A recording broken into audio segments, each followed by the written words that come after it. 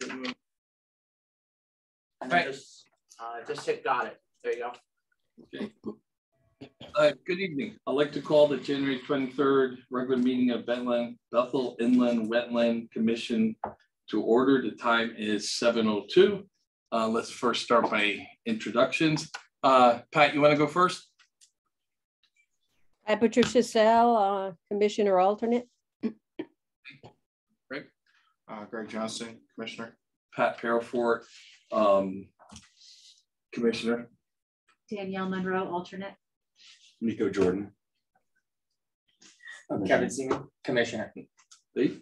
Dave McCollum, Inland Wetlands Agent. And Mary? Mary Churchill, Recording Secretary. Great, thank you. Dave, is there any changes to the agenda for tonight? Yes, we have 3 additions to the agenda, Mr. Chairman, if you don't mind making them. All of them are going to be under staff comments in no particular order. They are Connecticut Bar Association webinar training, UConn CT Clear Academy training, and the last one is for a DEEP permit application for the use of pesticides in waters at 77 Old Holyville Road. I would need a motion from the floor to have those get added to the agenda under staff comment. Okay, each one. What's the first one again? Oh, they don't need separate motions. You can make them all under one. Make a motion that these get added to staff comments for tonight. A second. Okay, all those in favor, signify by saying aye. Aye. Aye. Against? Abstain? Carries. Okay. Are we going to be seating any alternates for any full members? Okay, so we got Greg, Kevin, Nick. Yeah, so we have to sit Pat and Danielle. Is that correct? Yeah, if let's see. 1, 2, 3, 4, 5. Laura's not here. 2, 4. Who's missing? Laura. You wonder why I get confused. Oh, it's just one. Okay. Yeah. So you can see you can see that Pat Sell for Laura Ferguson if you so wish. Okay, Pat, are you good if I seat you, please? Okay, I'm all set. Okay. Okay. You see it? Great. Okay. At this time, we'll open the public hearing for 17 Whitney Road. Greg, you want to read the public notice into the record? Sure. This is public notice that appeared on bethelct.gov. The Bethel Inland Wetlands Commission will hold a public hearing January 23rd, 2023 at 7 p.m. In person and via Zoom web-based video conferencing to hear the following. Frank and Judith Saunders, number 17 Whitney Road, regulated activities. All the hyperlinks from that are online. You can go onto those. That would be the hyperlink for the meeting ID for Zoom, which we have, and the application. At this public hearing, interested persons will be heard and written communication accepted. This property can be found on the tax assessor's records as map 14, block 16, lot 23. That's dated this day, the 6th of January in Bethel, and that's Pat Parafort. Sign that. And then we have our legal notice that went out as well in the Danbury News Times. That's where we put our legal notices in. The Bethel Inland Wetlands Commission will conduct a public hearing on January 23rd, 2023 at 7 p.m. in Meeting Room D of the Bethel Municipal Center and via Zoom web-based video conferencing to hear the following. Frank and Judith Saunders, number 17 Whitney Road, regulated activities, modification of previous approval. This application can be found in the Town of Bethel Municipal website.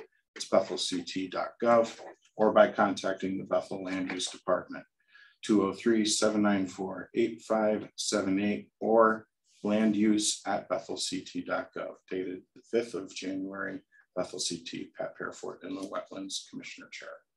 Okay, thank you. At this time, I ask the applicant to present the green cards, certified mail, and to begin their presentation. just so everyone's aware.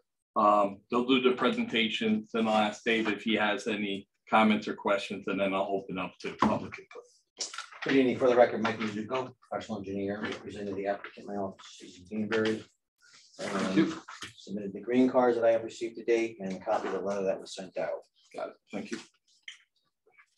So this is an application by Frank and Judy Saunders. This was a project that was submitted to this commission in a similar manner. It ended up being 30 units. On the application. We had said it was 32 one-bedroom units, but the architectural plan ultimately ended up being 30 one-bedroom units. And under an application through the TOD overlay zone. That application, I think I had given the wrong date. I think I gave the application date of the previous wetlands application, but it was approved on the May 9th, 2022 meeting of this wetlands commission. With me here tonight is Jim McManus, a soil scientist, and this project is located at the end of Whitney and Elgin, right on the corner. Is currently improved with a contractor's yard and garage. And you can see from just an aerial satellite image on the title page here as Dave is zooming in. And it is located in the RR10 zone.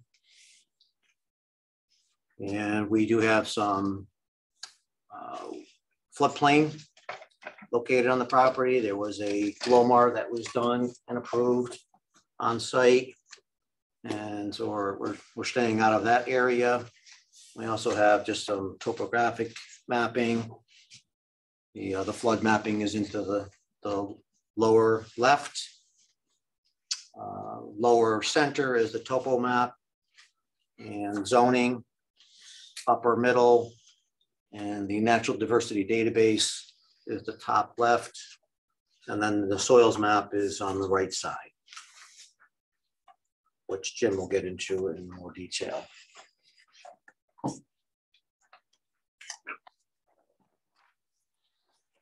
Existing conditions map just shows the existing building, a parking area and yard. This is the wetlands line here. And the 100-year floodplain. This area back here is pretty much grass up to the wetlands line.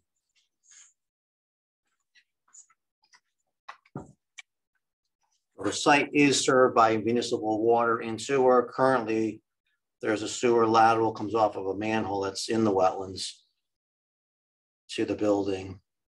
And we're just looking to just terminate that connection and come in from the street with a new sewer lateral. I'll show you that. Well, this is the proposal. I'll just go over the changes. So it's currently an affordable application under 8-30G. It's 42 one-bedroom units, and the building essentially on the western side has stayed the same. It got 40 feet longer towards the eastern side, which was where the recreation area was previously. We just got a little bit smaller. We ended up reorientating some of the parking. We actually pulled the parking away from the wetlands a little bit, not a lot, but a little bit. We didn't get any closer. And as like I said, we just modified the parking a little bit, rearranged things. We also added a new driveway entrance, or a second means of access to the site, because that was something that the fire marshal was talking about and raised concern when we were under the P&Z application. The other thing that changed a little bit, which I'll go to the site utilities plan, is since the since the original application was approved, the new town engineer has incorporated new design standards for stormwater management, which under the old plan, we're designing up to the 25-year. Now he's requiring the 100-year storm. So we have a lot more stormwater management that we had to show because of the increase in the design standard, as well as just a little bit more increased impervious area with the new driveway and a slightly larger building. But again, the discharge, the drainage, the work that we're doing mostly down in the regulated area really hasn't changed too much at all. And so, let's see what else. I think they just have stuff that really doesn't matter too much to wetlands, but it's in the plan set, the lighting intensity, turning movements, and just some standard details for construction, erosion control, things like that. And I guess with that, I'll turn it over to Jim McManus, and I'll just flip back to the, actually, I'll leave it right here at the site utilities plan. Yep. Okay, can you just bring me back to the existing conditions now? Sure, not a problem.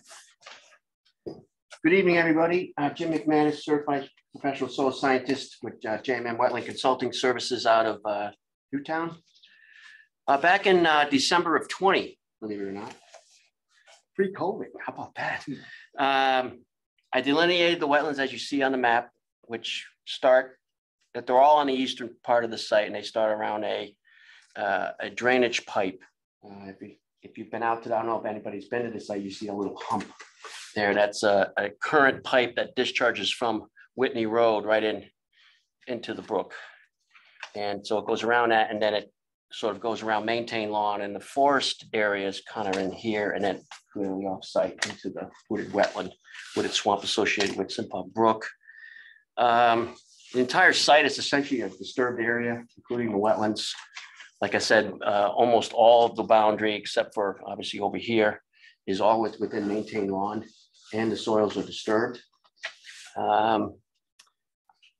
The edge of the wetland, edge of the property, this whole wooded section is chock full of invasives like bittersweet and everything you can dream of. Not surprising, kind of where we are in the town. It's pretty, pretty urbanized. So that's kind of it. I mean, there's not a lot to talk about. I mean, it's maintained lawn up against obviously a perennial water course that does have a floodplain. There's in my report, I do mention that the soils, the non-disturbed floodplain soils, we call it Saco, which is very poorly drained, and you're going to find those out in here. Other than that, we just have a disturbed maintained lawn wetland, kind of following along the eastern property boundary or southeastern property boundary. That's pretty much it for now. I'll entertain any questions. Just one quick question. Where's the floodplain boundary? Well, the engineered floodplain boundary is here. The floodplain boundary is my flag. So everything this way is going to be a floodplain soil or some sort of no floodplain. Not soil wise. That's an engineering line, which doesn't always coincide with the delineated line. All right, I'll get more into that in a little while. Sorry. You all set? No, I would just like to point out that we did get reports, staff reports, and comments from engineering. We just got them the other day, so we're going to go through them.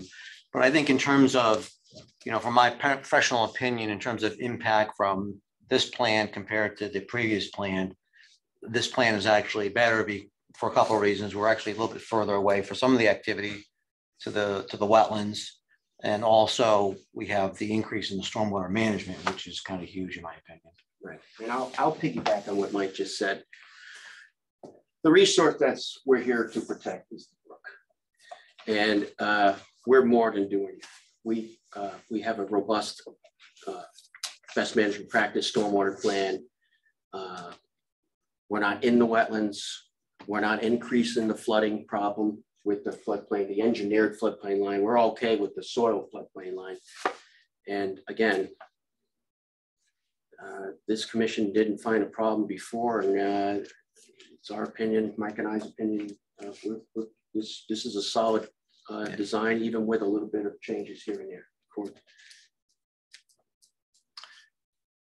Yeah, and one of the important things to point out too, in terms of, you've got the drainage that comes off of Elgin and Whitney, and then discharges literally like 10, 15 feet from the brook. Essentially, Yeah. untreated. So what we're doing is discharging our stormwater after storing it for a 100-year storm event, and then bringing it along, along the wetland line, further diverting it. The brook is diverting. This is divergence from that line. So by the time that water gets out from that filter strip, it'll get back into the wetlands, but it's got a long way to travel to get back into the brook. Right. It maintains the hydrology of the current wetland system. So we're not robbing water, if you will. That wetland, number one, they have lots of contributing factors, but we're certainly not starving it. We're going to put the water that falls on the site today. It's going back to where it goes after post-development. It's going to be where it's going to go in the same spot. Okay, thank you. Okay. Steve, do you have any questions?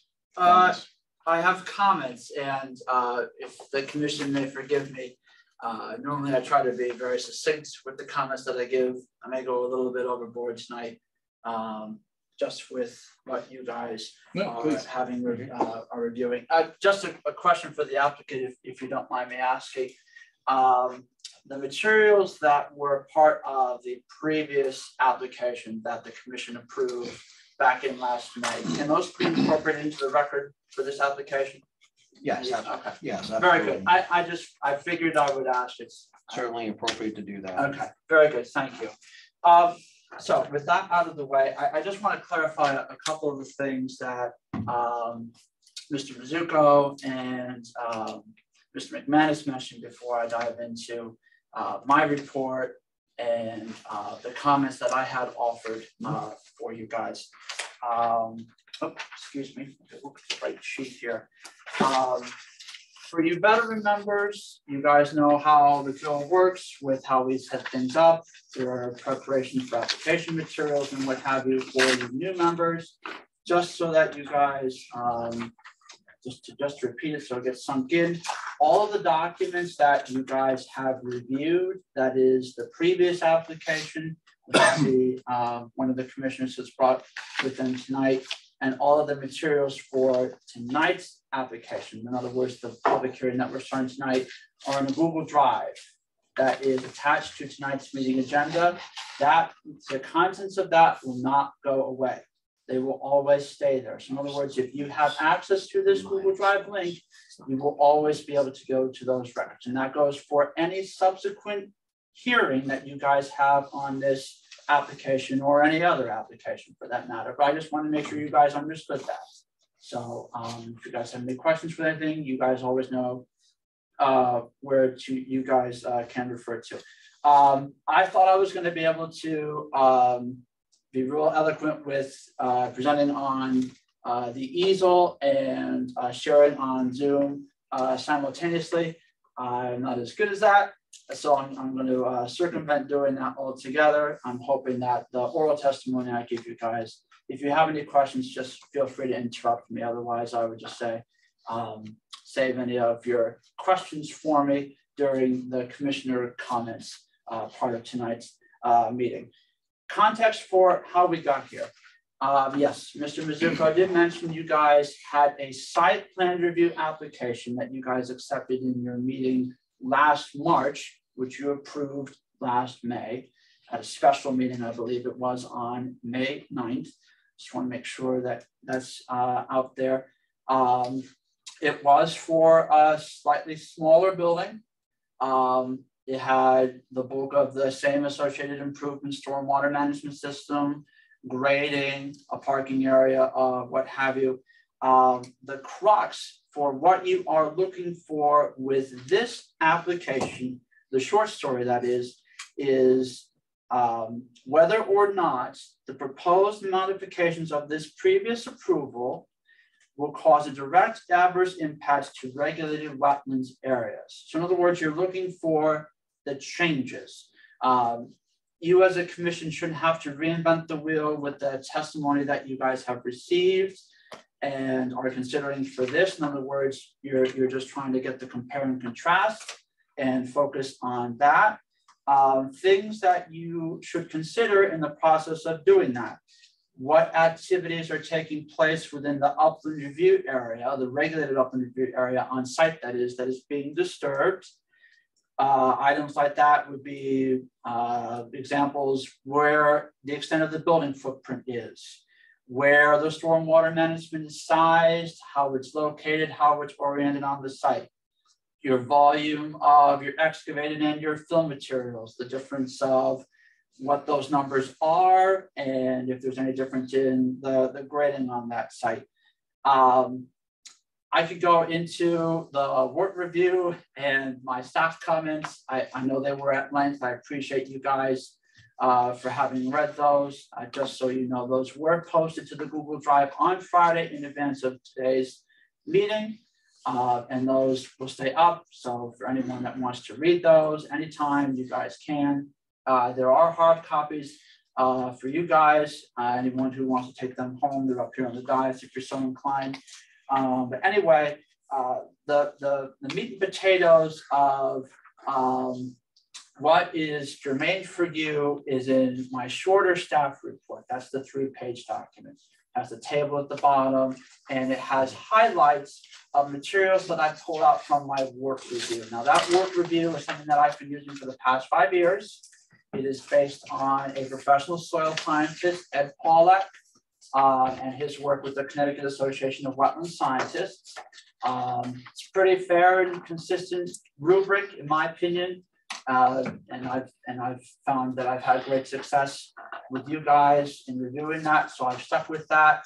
The prompt for us using that was because when you guys accepted this application this past November, you had 3 methods of criteria for going into a public hearing process. The first is whether or not the proposed modifications, when you guys initially accepted this application, if you saw that there were concerns for significant impacts.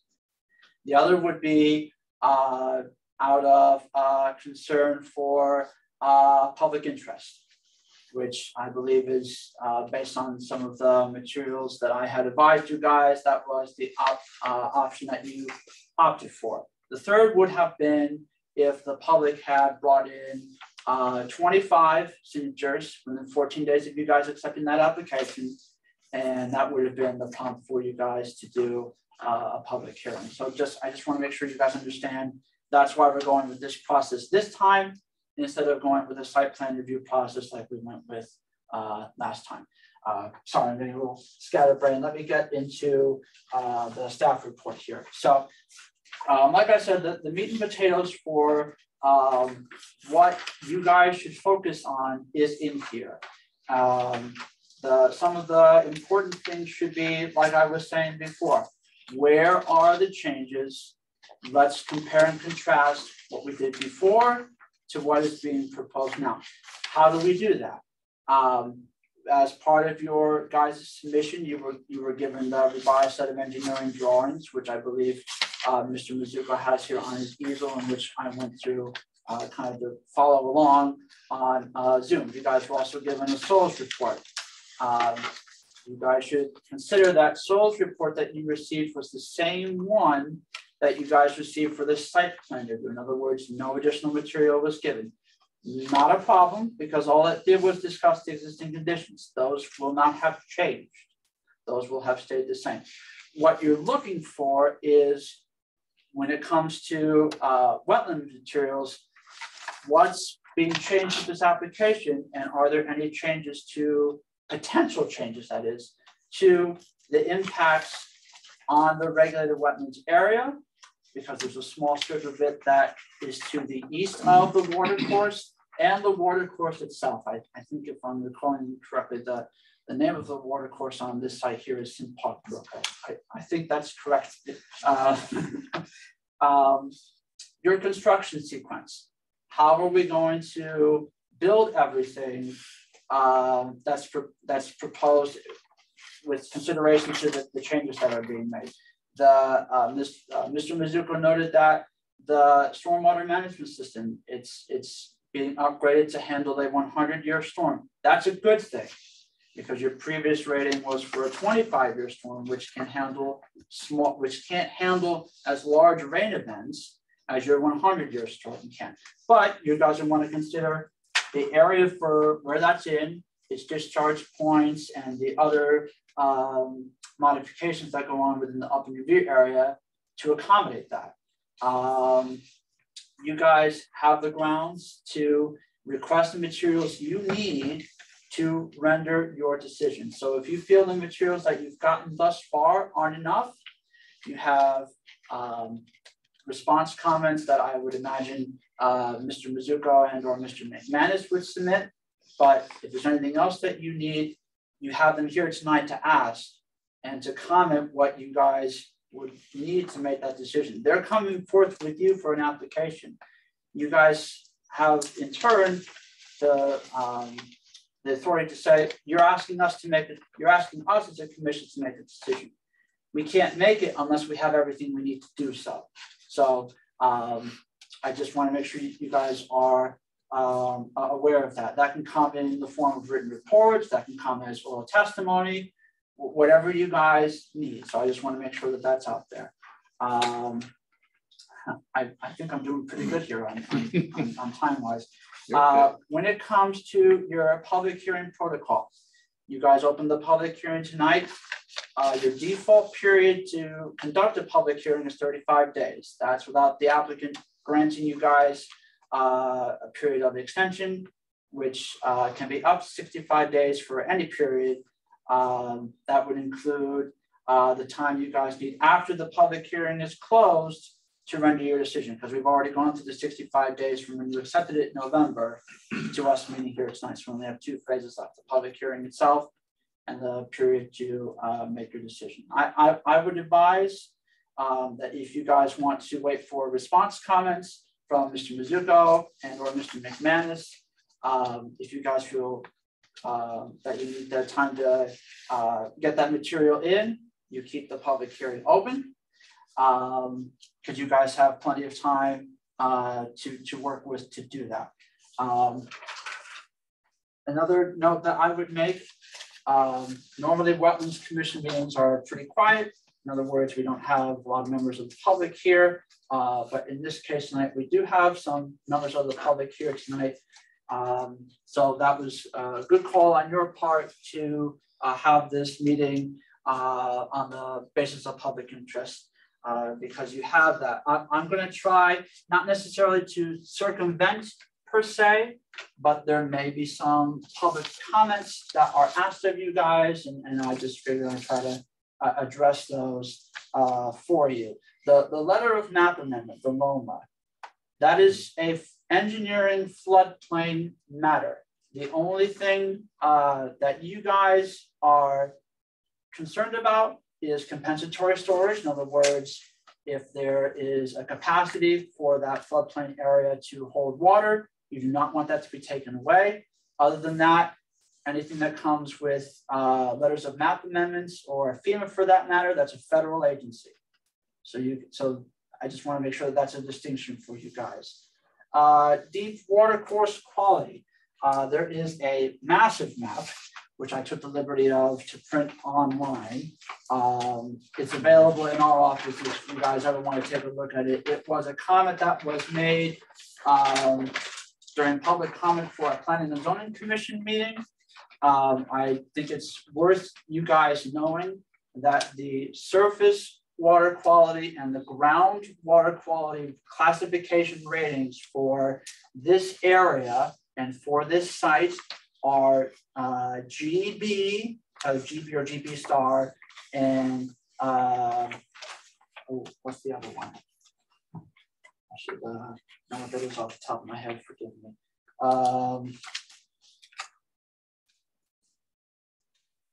the groundwater.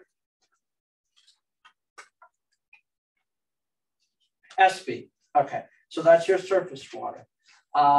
If you guys are going to want to ask what those entail, I will quote directly from the Connecticut General Statute section where this comes from, which is 22A-426. Like I mentioned with the groundwater quality map, we have a copy of this in the land use office if you guys want to comb through the whole of this, but the parts that are germane to you are as follows. Class B surface, Class SB waters and designated uses, and I quote, surface waters classified as Class SB are those waters shown on such a map here, titled Water Quality Classifications on file with the department, and that may be amended from time to time in accordance with subsections, so on and so forth.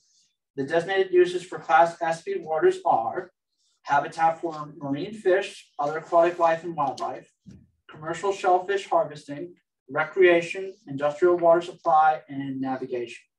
Class SB allowable discharges. Discharges may be permitted for all of those in Class AA, A, and SA surface waters, cooling water discharges, discharges from municipal and industrial wastewater treatment systems, and other discharges subject to the provisions of Section 22A-430 of the Connecticut General Statutes. To my knowledge, and the applicant can correct me if I'm wrong, we're not doing any of that. So just so you guys know at least what that is. And the same roughly goes for your groundwater. But I just wanted to have a note for you guys. Your focus is on what the stormwater management on site can treat. You cannot ask the applicants to treat any more than what they are creating with their proposed development. In other words, if you wanted the applicant to put in something to clean up the water course, you can't ask for that because it's not, you're not asking for a corrective order for an enforcement action. The applicant is coming forth with you with a proposed development. They're two different things. So I just wanted to make sure that you understood that. The next thing to go into, you do not have the regulatory authority to require green space or open space. That is entirely under the purview of the Planning and Zoning Commission. They have sections in their regulations that speak to that. Your charges are spelled out in the wetlands regulations, which are online. And I have a binder if you want to get into that piecemeal. But the bottom line is green space is not your MO. You're just focused on what's going on with regulated activities. Last thing that I should note, you also do not have the regulatory authority to protect wetlands obligate species. And that is animal species that need to use wetlands and water courses for portions of their life cycles outside of wetlands or water courses. This is important because, funny enough, there was another case that came from the town of Bethel years ago, where there was a concern about a species of animal that lived in a vernal pool. And the crux for that application was something having to do with the species, actually its impacts having an adverse impact to the wetlands. In other words, if you took the animal away, the wetlands would be impacted. That is the only time where you guys can consider the animals, not the plants, the animals that are within the wetlands or within the water course here on site. If you guys want to get some more info as to what those may be, you certainly can ask the wetland scientist for that, but I just want to make sure that that's where your purview can come up to. So if there's comments about other species that may come and perhaps drink or swim or whatever have you, your focus is, can the species have a positive impact on the wetland, or does the wetland need the species to survive? If yes, then you can focus on it. Otherwise, it's really not germane to your review. I think that's all I had for you guys. Do you have any questions? For you? Yes. Not really. You did a very good job with the listings of information online too. That was very detailed. I try. I'd rather very, be more very detailed thorough set of and comments give on you mine. guys what you need. Yes. And then have you guys come here with questions. Good. Anything from anybody? Any questions for Dave? Nope. Okay, very good.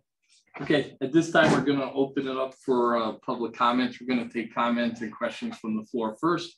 After that's been done, we'll take it from anyone wishing to speak on Zoom, at which time we'll give the applicant time to respond if they wish to comment at that time. Please direct your comments to the board and we'll get them to the applicant. Please refrain from any type of applause, cheering, booing, jeering, and just be polite during the presentation. So is there anyone from the public that wishes to speak in favor or against this application? Please, and if you could state your full name and address for the record. Sure. Allison St. Germain, 14 Elgin Ave. I actually have some questions which I think are pertinent with the now expanded size of the building. Like they said, 40 feet more. They are moving pieces around, but what, and forgive me if it's in the materials that were submitted already, but what are some of the estimated amounts for water runoff now with the expanded building? Obviously, there's going to be more water running off that with the less green space to be able to absorb that. And so with more runoff from the building and from the like the blacktop space, what is that going to do to Simpog Brook and then downstream properties?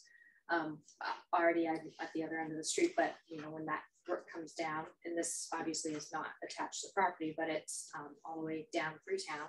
Even if you're going, you know, through the pipe, through the parking lot to Bethel Music, and then across past down to Carloa, when you get rain like we had today, that fills up very much. And so what is the estimated amount from this property and what's that going to do to that downstream? Because that could be a potential, you know, obviously if you watch the site, you see where it starts, but there are some works storm drain things.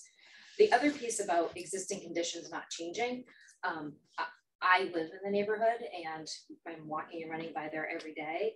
And there's been a lot of excavation happening from what I can see from the street. So I don't know if some of the existing conditions, obviously it is a parking lot and a contractor yard right now, but you know, I don't know if it's been happening down towards the wetlands or if it's only up like where you can see from the street, but have existing conditions changed from when they last applied? We can certainly see it, we can hear it as neighbors. And so does that impact any of the property and the soil and the wetlands right now? So those are two questions. Thank you.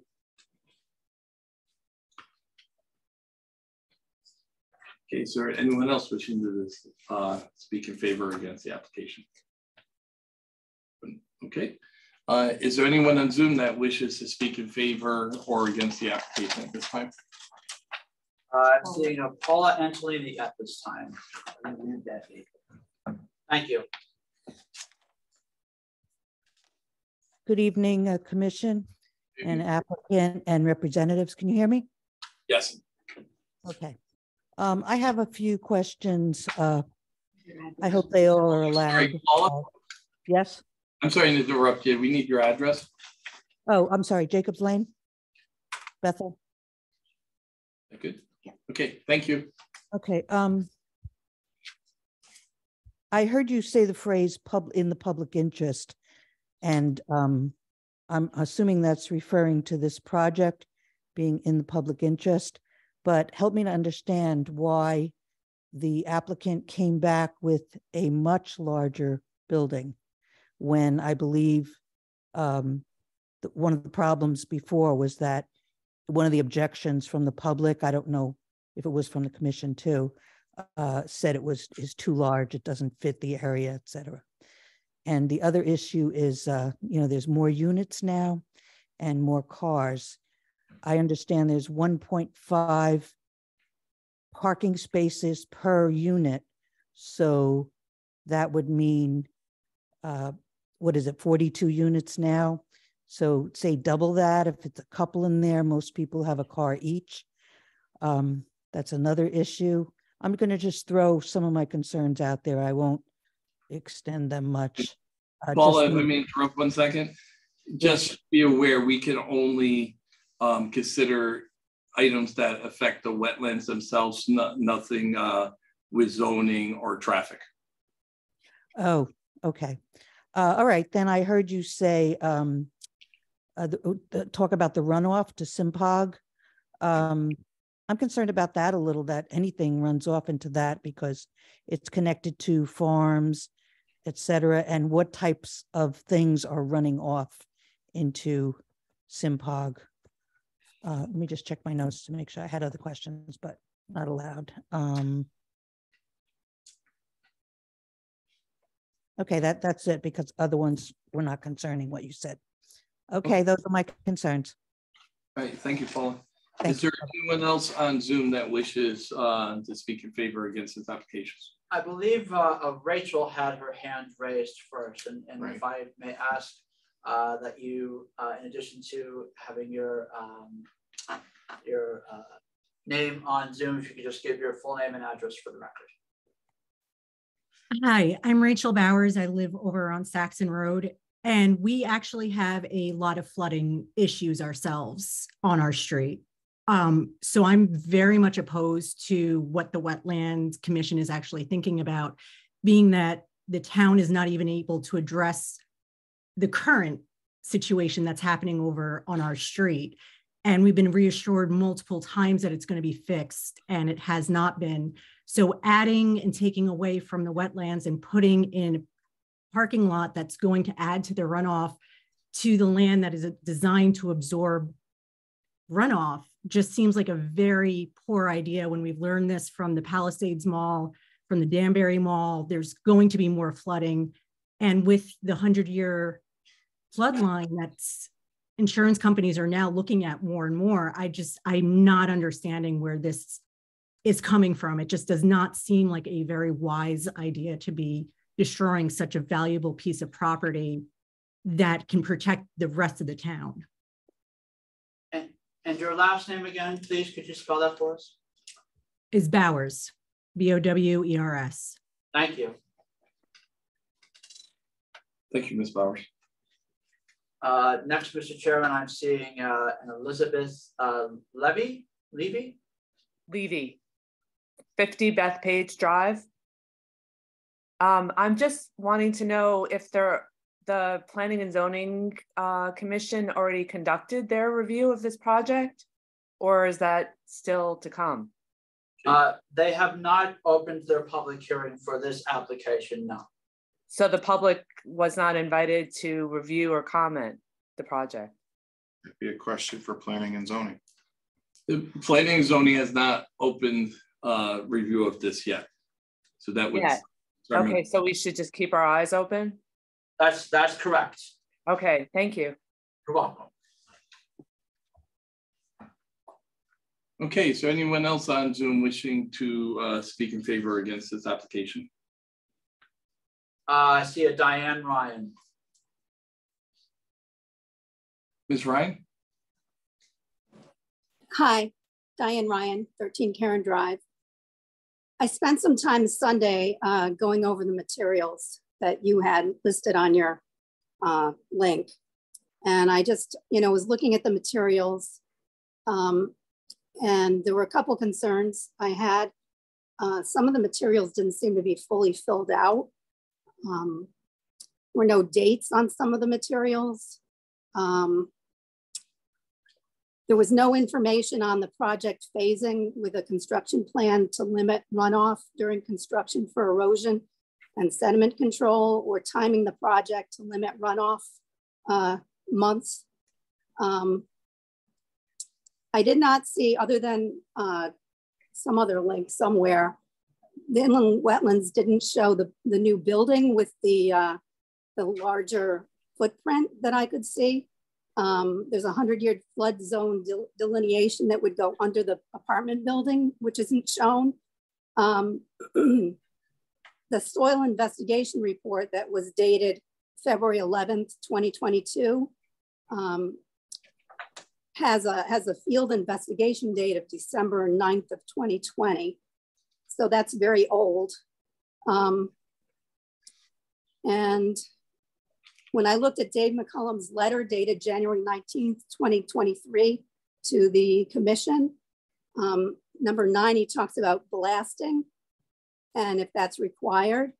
I was wondering if that's even allowed close to wetlands and the proximity to those homes.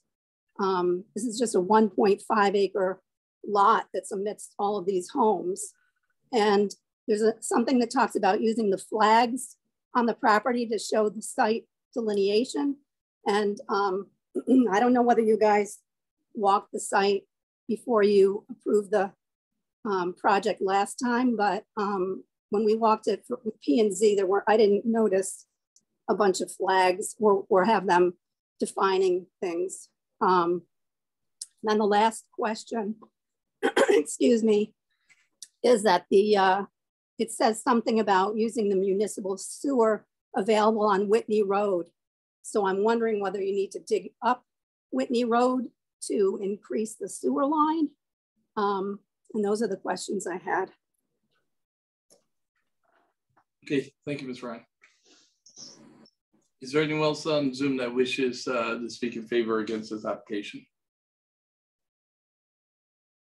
I'm not seeing any other hands raised at this time to indicate such, Mr. Chairman. Okay. Would you like to comment on the comments or? Sure. Yeah, you can. For the record, Mike Mizuko.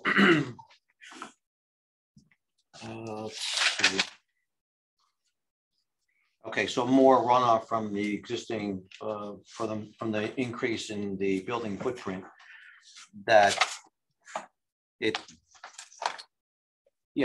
be a little bit more impervious area, as I mentioned, between that and the additional driveway entrance. But as I mentioned, we're increasing the stormwater design from a 25-year event to 100, and we added another row of galleries here. So the net is we have a lot more protection because we never had any more protection. We just had a high overflow past the 25-year storm event on the previous application. So we have a lot more protection.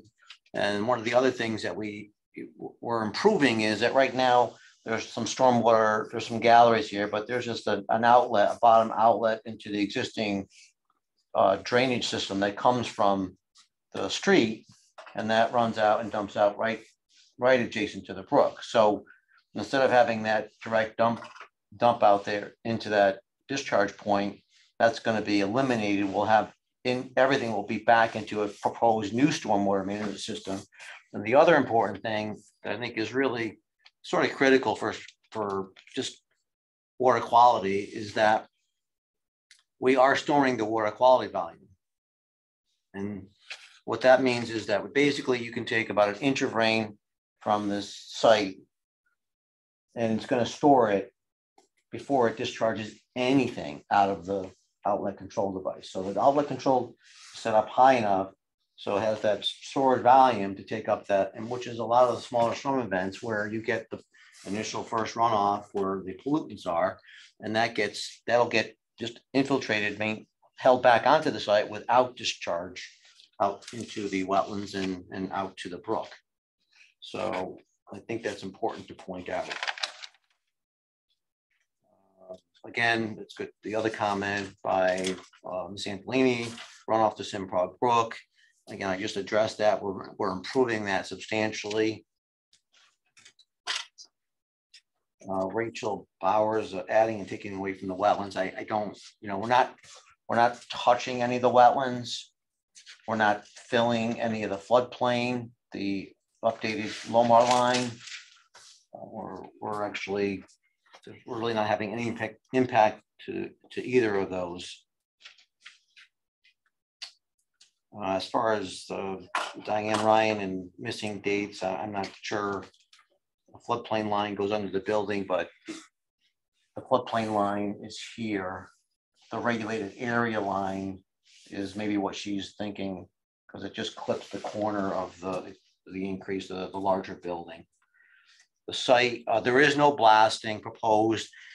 The building is going to be on a slab. We have it elevated quite a bit from what's there now, so we can get the sewer gravity out to the sewer. There's a sewer manhole here now. It's there's a manhole. We're just going to tie right into the manhole. We've been to the Public Utilities Commission. They granted kind of like a conditional approval for the 42 units. I was there, I think, last week or the week before. They've had no issues with it. The site is not 1.5 acres, it's 1.77 acres. And we don't have to dig up anything in Whitney other than just a small portion of it, just to connect into the sewer, which is very near the edge of the pavement. And I believe the applicant was doing some excavation up in this area, just under the limit that he's allowed to do it without a permit, only because that area has to be reduced in terms of the grade based on this proposed plan, just to make that parking lot more level with the building. So I think that's it. Are you doing a phase approach? No, it wouldn't be. It wouldn't be phase. It's not a phase building. It's just all one shot. That's it. I think that was good. There was a question about flooding. Will this increase the flooding? No. If you could kind of get into that a little bit more. I understand what you were saying, but if you could explain the retention part of it. Well, yeah. I mean, we're with the 100-year design. And we're basically holding back the amount of water, and we're not letting any more out under current conditions. That's the whole basis for the stormwater management. So, and as I mentioned, we're now doing it for the 100-year storm. So it's not like we're filling, you can't really fill floodplain now without compensating for it. So, and I mean, there's ways you can go in and try to, if you're not in an actual floodway, raising the floodway elevation, it gets a little complicated. But again, the best thing is to not mess with the floodplain at all. Right. is always best advice. And we're not. So, and we have I think we have a little bit of excavation. We're I don't know, it's not a lot, but enough just we're creating this silt trap here before it goes into this filter strip to direct that water out, but we're not filling any. We're cutting slightly. It's not a lot. It's really not a lot overall, but it's not adversely affecting flooding conditions when you're designing for a 100-year storm event.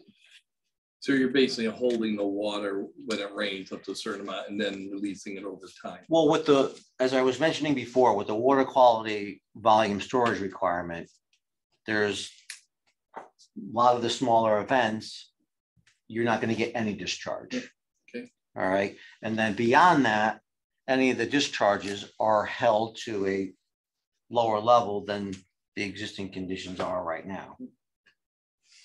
Okay. Thank you. And if I may clarify a couple of comments, Mr. Chairman, before you opt to, or you choose to open the floor back for rebuttal for public comment. Dates for items that are received. If there is not one, that's typically when the commission receives an application. So you go by the date that the item was either stamped in by or the date that it was accepted by the commission. Everything else should have a date on it. So in other words, things like your deep reporting form, your butters list, your inland wetlands checklist, those things won't have dates on them, just because those are assumed to have been received when the applicant submitted their application. So I just wanted to clarify that for you. Thank you. All right, so we're going to open up to the public again. First, we'll do a public hearing, then on Zoom, in case there's any more questions or comments that wishes to be shared. So, is anyone in the room wishing to add any comments, questions, please? And you do have to do your name and address again. Sorry.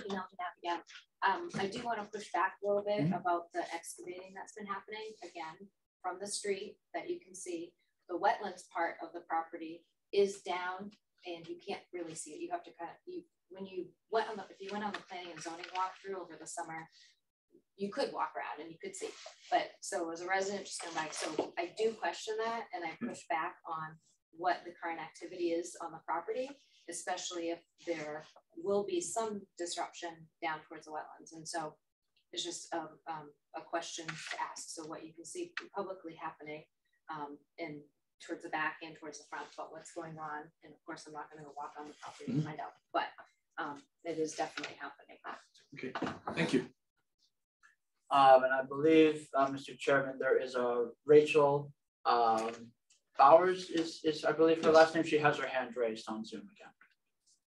Yeah, thank you. I'm still confused if there has been any kind of environmental study or impact on, especially if you're talking about, you know, animals and things that are happening in that area. Since for us, I'm going to go back to what we're having in experiencing the stream by our street, which is a beaver can block it up, and then all the houses on our street now are flooded and the floods are coming into our property. So I'm concerned when you're saying that there's going to be more runoff going into a stream like this, that I just don't understand how you're going to ensure that there's not going to be flooding and that there's going to be very little environmental impact that's going to be happening. And I know it sounds very environmentally hippie, but with the huge storms that we've been having and the flooding that's been happening more and more frequently, it is something that I want to think about more. If we put up a huge 40-story complex, it's going to have an impact on the surrounding neighborhood. So I want to know how that's being addressed and not just kind of overlooked in the name of putting more affordable housing in. Thank you. Yes, please. Hi, I'm Nancy Sudik, 2 Ridgedale Road here in town. Probably this is more of a clarification than anything else.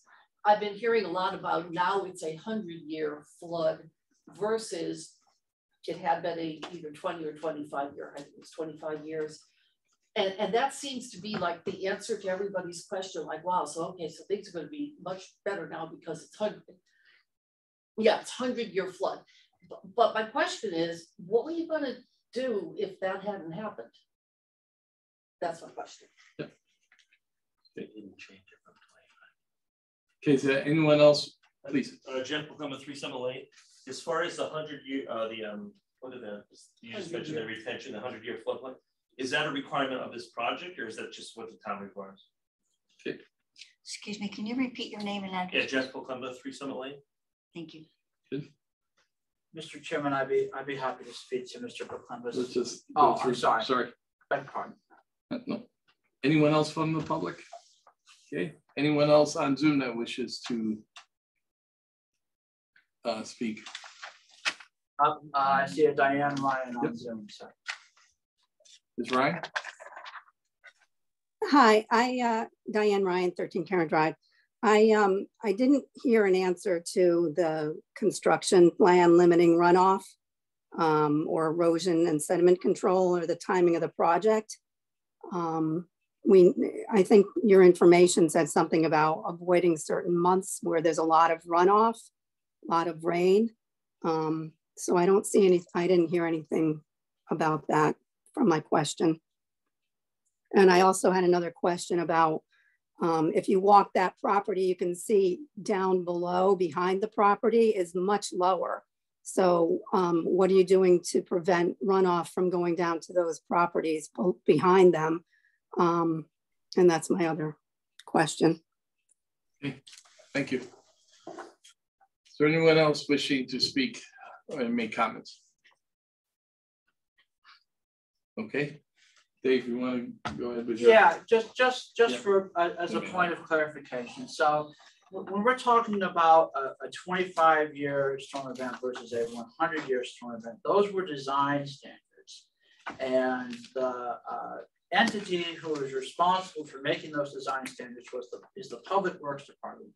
The commission should consider back when you had reviewed this with the site plan review application process for the application we received last year, your engineer, the engineer that was reviewing this application on your guys' behalf was Wright Pierce. Yes. And they were going on the Public Works Department standard at the time, which was to design stormwater management systems for a 25-year storm event. We now have a new town engineer, so that review is being conducted in-house. You guys have that engineering report from Mr. James DeMeo, who is on tonight's meeting remotely. If you guys have any questions for him, he can give a better answer than I.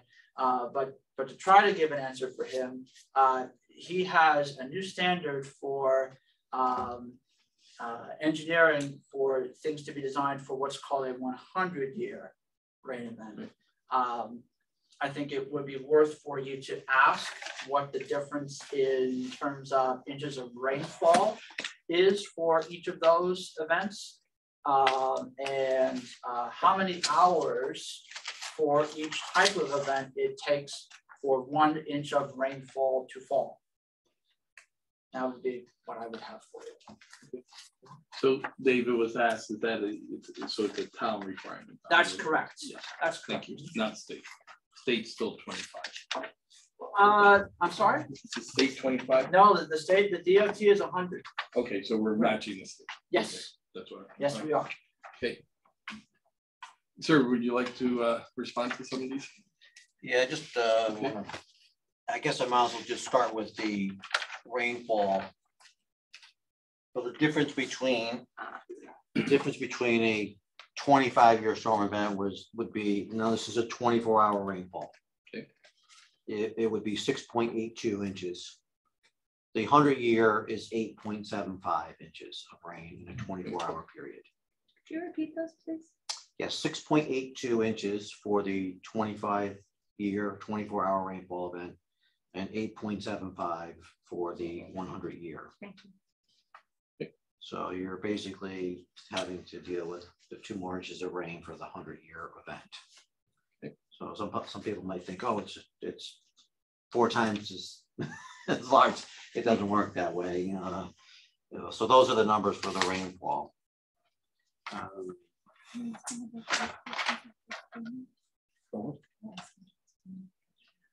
Yeah, no, please.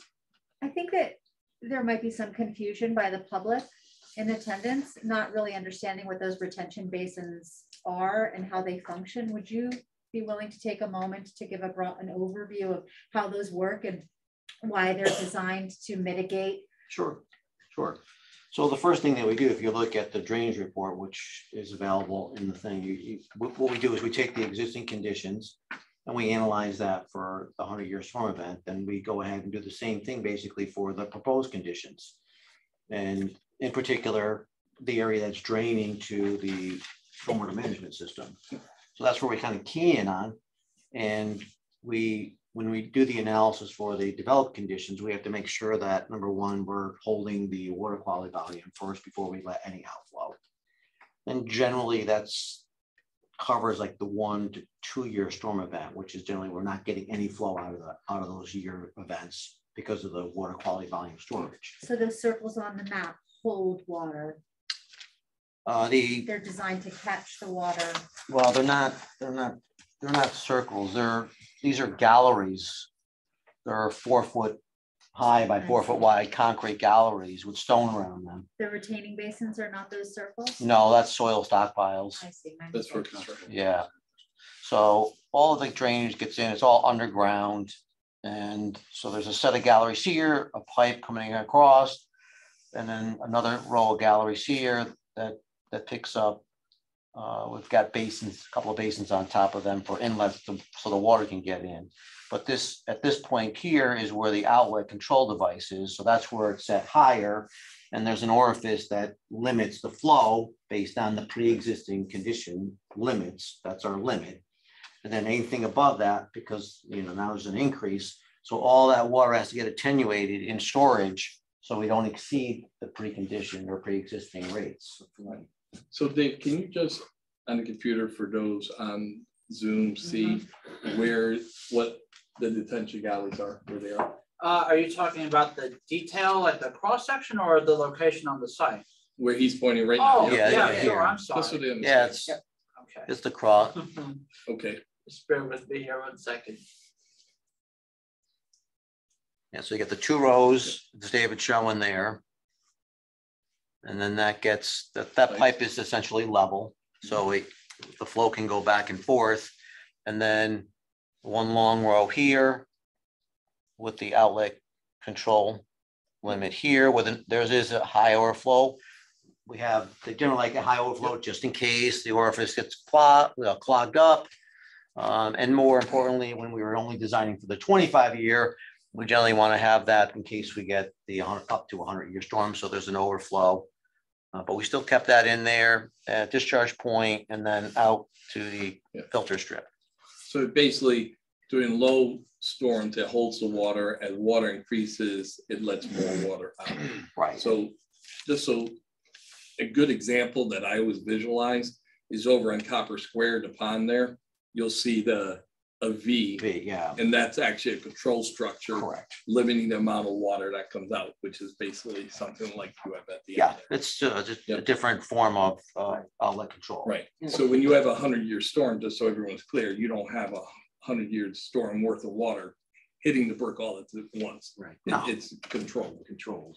Yeah. And theoretically, if you get a 100-year storm, the water that has been sitting around in that V notch gets pushed out. It's already been treated, if you will. Yep. And then the new stuff is being held back. So you're pushing out the old stuff, keeping out the new stuff, and that's how that all works. How does the new stuff come in? Through all the catch basins and well, if like the building, it'll be piped directly from runoff, and then we have catch basins strategically. How did the catch basin or how did the galleries work? If you how does the water enter? Like, how do you prevent the stormwater runoff from mixing? Like, if it has suspended solids, from mixing with the water that's already in the tanks, that's going to then just flush out. 2-foot sumps in it. So technically, how does each well, like for solids, we have anywhere like this one here is a catch basin. If we have an inlet over a gallery, the detail that I have is got a 2-foot sump directly underneath it, just like a regular concrete catch basin sump. So any heavy sediment will drop right from the grate into that, and it's easily to clean out without undermining the galleries. It's a solid base. I've used that type of setup for many years when I'm using 4x4 galleries for that very reason. So you trap the heavy stuff out of there, and then again the biggest thing is just the water. In my opinion, the water quality volume storage, because you're basically keeping that water and you're just infiltrating it onto the site. Yeah, we will get some infiltration. This is sand. It's an outwash material. Yeah. From the soils or outwash sandy. Very sandy, gravelly material. So you will get some infiltration. So we don't have, say we have 2 weeks without a rainstorm. Water sitting in those galleries are going to go down or out like that as well. It doesn't all have, it's not a solid structure. So I guess I still don't understand, Nico Jordan, by the way, how the suspended solids in solution in the water from the storm events get treated and pulled out. Well, if it's mixing the water. Yeah, if you're mixing, you're going to get some of it in through infiltration. You'll get it bound up on some of the rock in the stone. And then you'll have a sediment trap here, and then you've got this filter strip here as another means for renovation before it gets out to the well. And then you've got all the the wetland there, as opposed to dumping it out right adjacent to the But it's all happening at once during the storm events, except for the small storm events where there's some room that you're calling. Yeah, but only at the rate that's no greater than the existing conditions. So that's the whole premise with the stormwater management and all that storage volume. So it's not to have it increase the flow off the site. One thing, I know we haven't had a site walk, but one thing to recall, you see that the brook is bending away to the east. Right. So we're going to discharge slightly north of that, which is a dense wooded swamp. So that water is going to move pretty darn slowly through there. That was the reason why. Yeah. We Some did of it's that. due to heavy invasives, but it does stop the flow. It does slow it down. The woman talked about beavers. I don't know what to say about that other than call the Department of Environmental Protection. I think she was just speaking to the fact that Well, beavers can do a Disruptive, lot of they damage. can. I flagged a wetland, not in this town, but I flagged it the best I can. The water was almost up to my knees. They got rid of the beaver dam. I pulled my flags down 75 to 100 feet. And it was true. The soils were not wet. I just couldn't walk because the beaver had dammed it up so badly. So beavers are destructive. Can be. I think one of the things that the public is concerned about is not just the quantity of the water that's going out, but the quality, and the change in the use of the site from being mostly open, albeit disturbed, pretty much permeable site. Yeah, but you also have an industrial use. So the usage is changing though. Yeah, you got industrial use, a contractor's yard with equipment and oils and, greases. So, I mean, that alone is an improvement. Mr. Chairman, I don't mean to interrupt the conversation. It's very engaging and I'm glad to hear what's going on. But to my knowledge, the floor is still technically open for public comments. Yes. You want to reach out to anyone else to see if they have any other questions? There were a couple comments. I was wondering if he's still addressing. Yeah, no, I thought I got them all, but if I missed them. I have a question. One was what was going to happen during construction. Right, yeah, so we have silt fence all the way around the site. What plan is that on? Or sheet, That's- in case they want to look? Yeah, it's on the site utilities. Is there a sheet page number or Yeah, something? R1 SU. Yeah, 21024-R1SU. All right, and that's your Right. stormwater management during construction. Yeah, and one of the first things I like to do is get the drainage systems in, and then you put, set your basins, then you put your silt trap, and then you put hay bales around them, so you at least protect them from the sediment from during construction, because it's heaviest when you're in under construction. I mean, the other good thing is there's a high point here, so this drains that way. There's not a lot of watershed that's draining to the site, which helps a lot because you're not getting, say, a sloped area above a site that's running down. It's contributing quite a bit of water. We don't have that situation here. So one of the questions I didn't quite understand, it was during construction or after construction, the lower properties, how you prevent The water? backside of the, How I you believe it was on the backside that it goes downhill.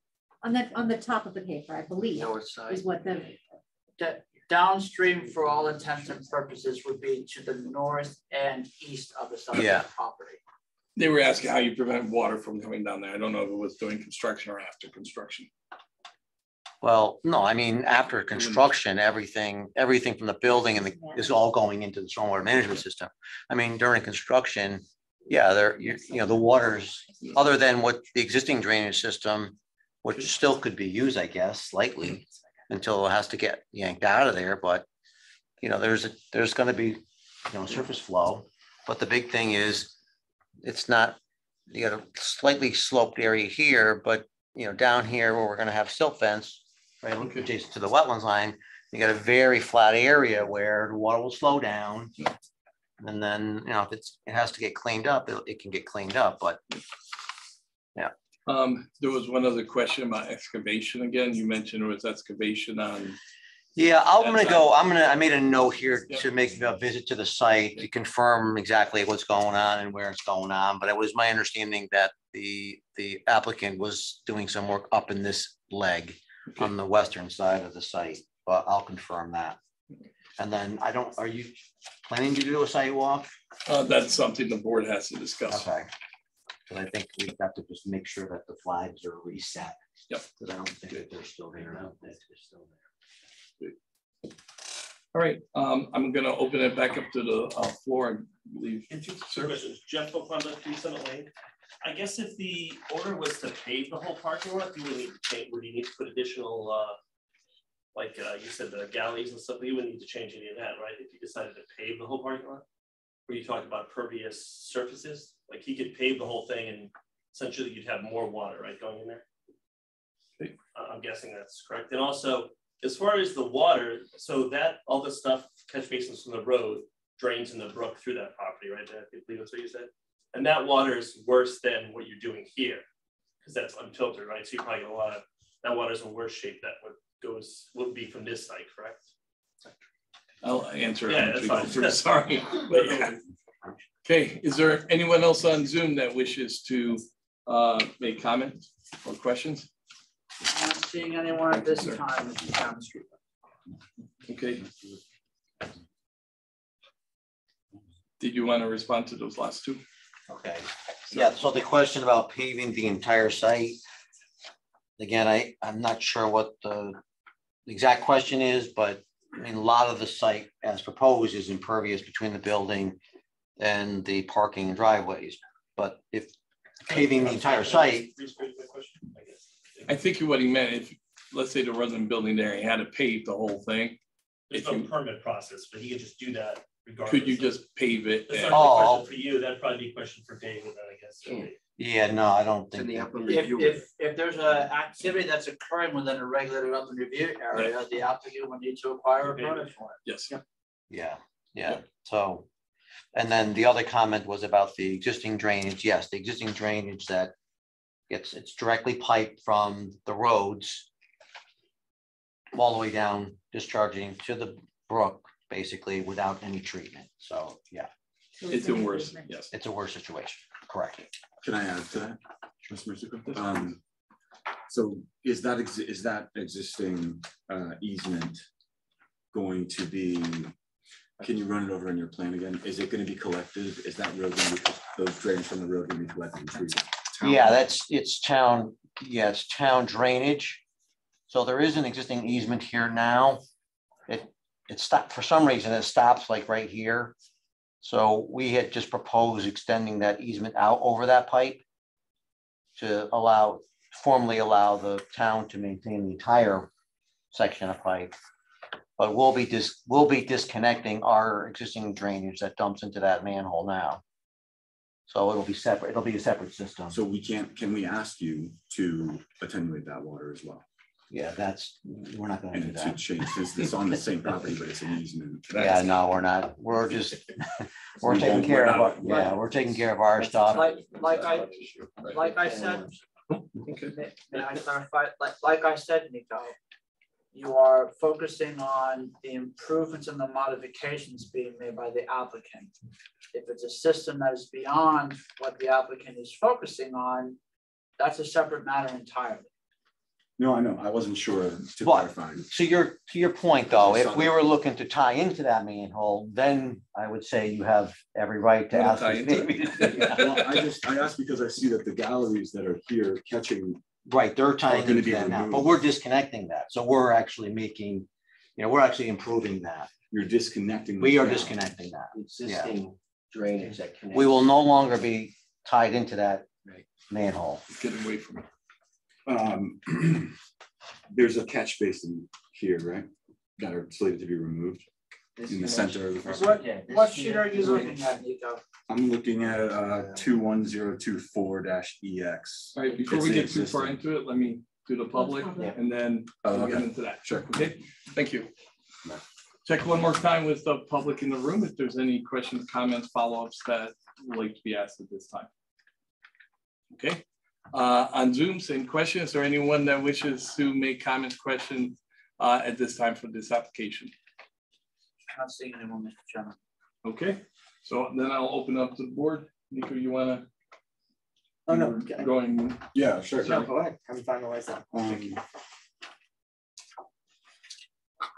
I had some questions that I prepared for just if you want to follow along, or ignore it. So, but, do you have an extra copy, or I do. Okay, then I would advise she got you. It already. Okay, very good. Okay. Just one of the things, yeah. So one of the questions I have is dealing with the existing drainage easement, and I was just wondering, wanted you to clarify, which we started to, about what was going to happen with that, and then if the catch basin that's here, this will all be removed. Is slated to be removed, then how, like, what systems can be put in place to make up for that? That's all the other stuff that I pointed out to. But this is this attached to the? It is, but it won't be. To the street drainage system. It is now, but it won't be when we get done. So you're going to increase the direct flow from the street instead of helping to decrease it? No, we're not changing any, because the street is from here to here to here. Right. And then here. Right. But it goes, then there's these catch basins which are connected as well, right? That'll hold something. Right. But it's disconnected. They're going that way. He's making another Yeah, retention. this is all going, this is going this way, this is going this way. This. Oh, so there's no overflow, none of this. This is only here for this site, my and the question, building and the parking lot. Okay. And it was discharging here. It's all gravity feeding out, Yes. down this way. Okay, I was wondering about the direction of flow. Yeah, we're gonna get, this will be all gone. Well, Okay. yeah.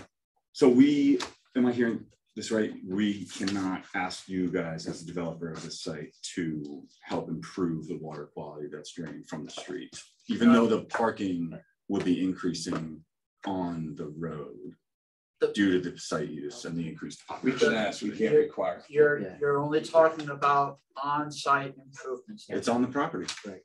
No, you could, legally, you could ask. Right. However, since we're not utilizing that, we don't have to. Yeah. You can just ask, but we don't have to acquiesce to it. Right.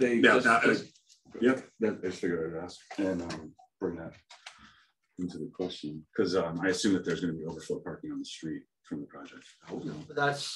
That's a comment that is not germane to your review. Except that it has to do with the quality of the water draining from the site into the St. Paul Brook. You're talking about, again, your focus is on the improvements that are being made on site. The public right of ways is not part of the applicant's property. True. So Dave, I have a question here because I was going to ask if there's been a traffic study for this.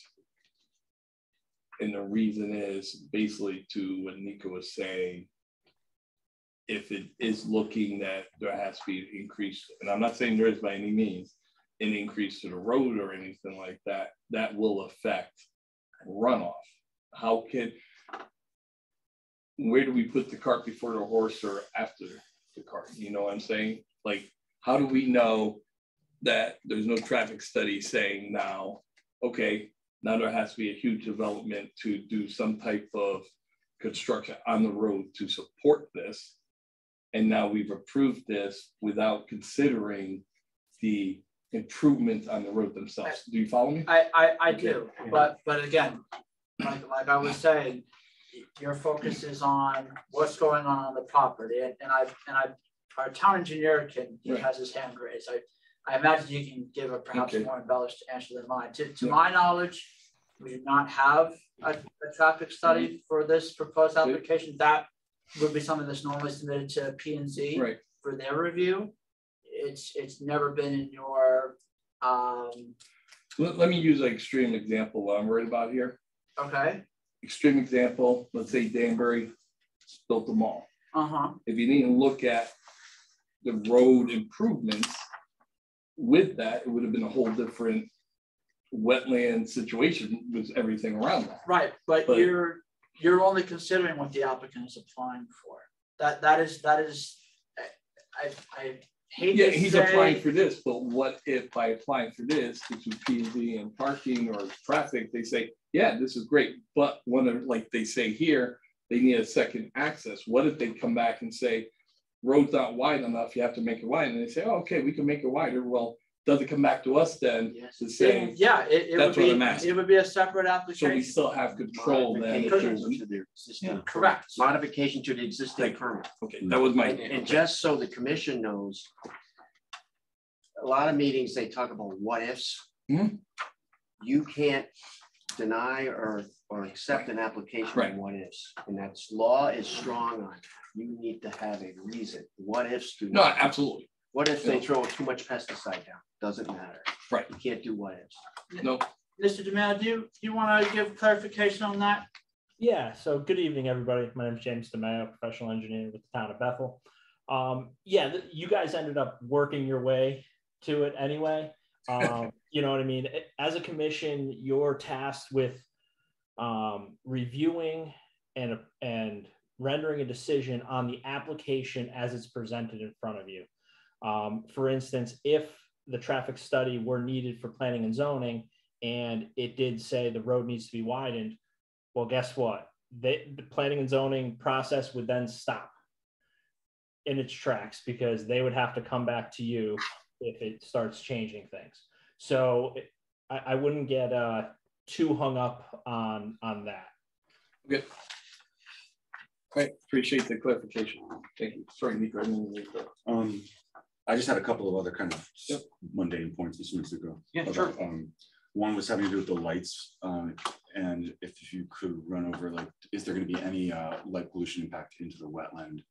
I know you have a light chart, and I just don't know how to read it, honestly.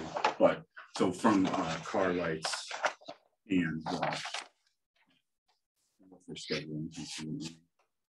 Yeah, we just have some, they're actually 8 foot. We went to all 8 foot post lighting. So you can see that not too far after the, say the floodplain line or the 100-year floodplain line, it's all no impact in terms of light intensity.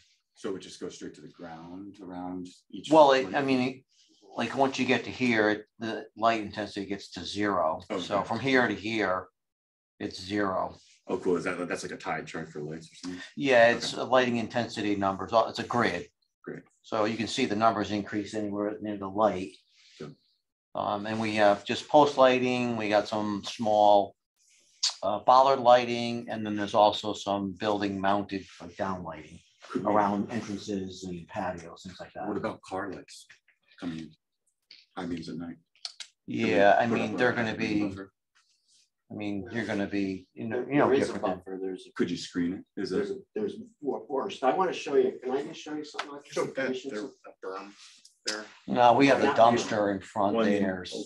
Over further. Initially, there was a berm. Yeah. On the first site plan, the first approval process, there was a small berm to direct on the right-hand side by this drainage curtain. This is not. But there's no evergreen screen being planted to keep the light out of the wetland. You're going to be in a floodplain, so those evergreens will probably not do that. Yeah.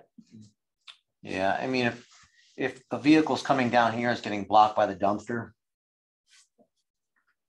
So a vehicle turns and pulls in, it's going to be short-lived. Either it's perpendicular to the line of the wetlands. So I'm not a professional as far as the different animals and biology goes.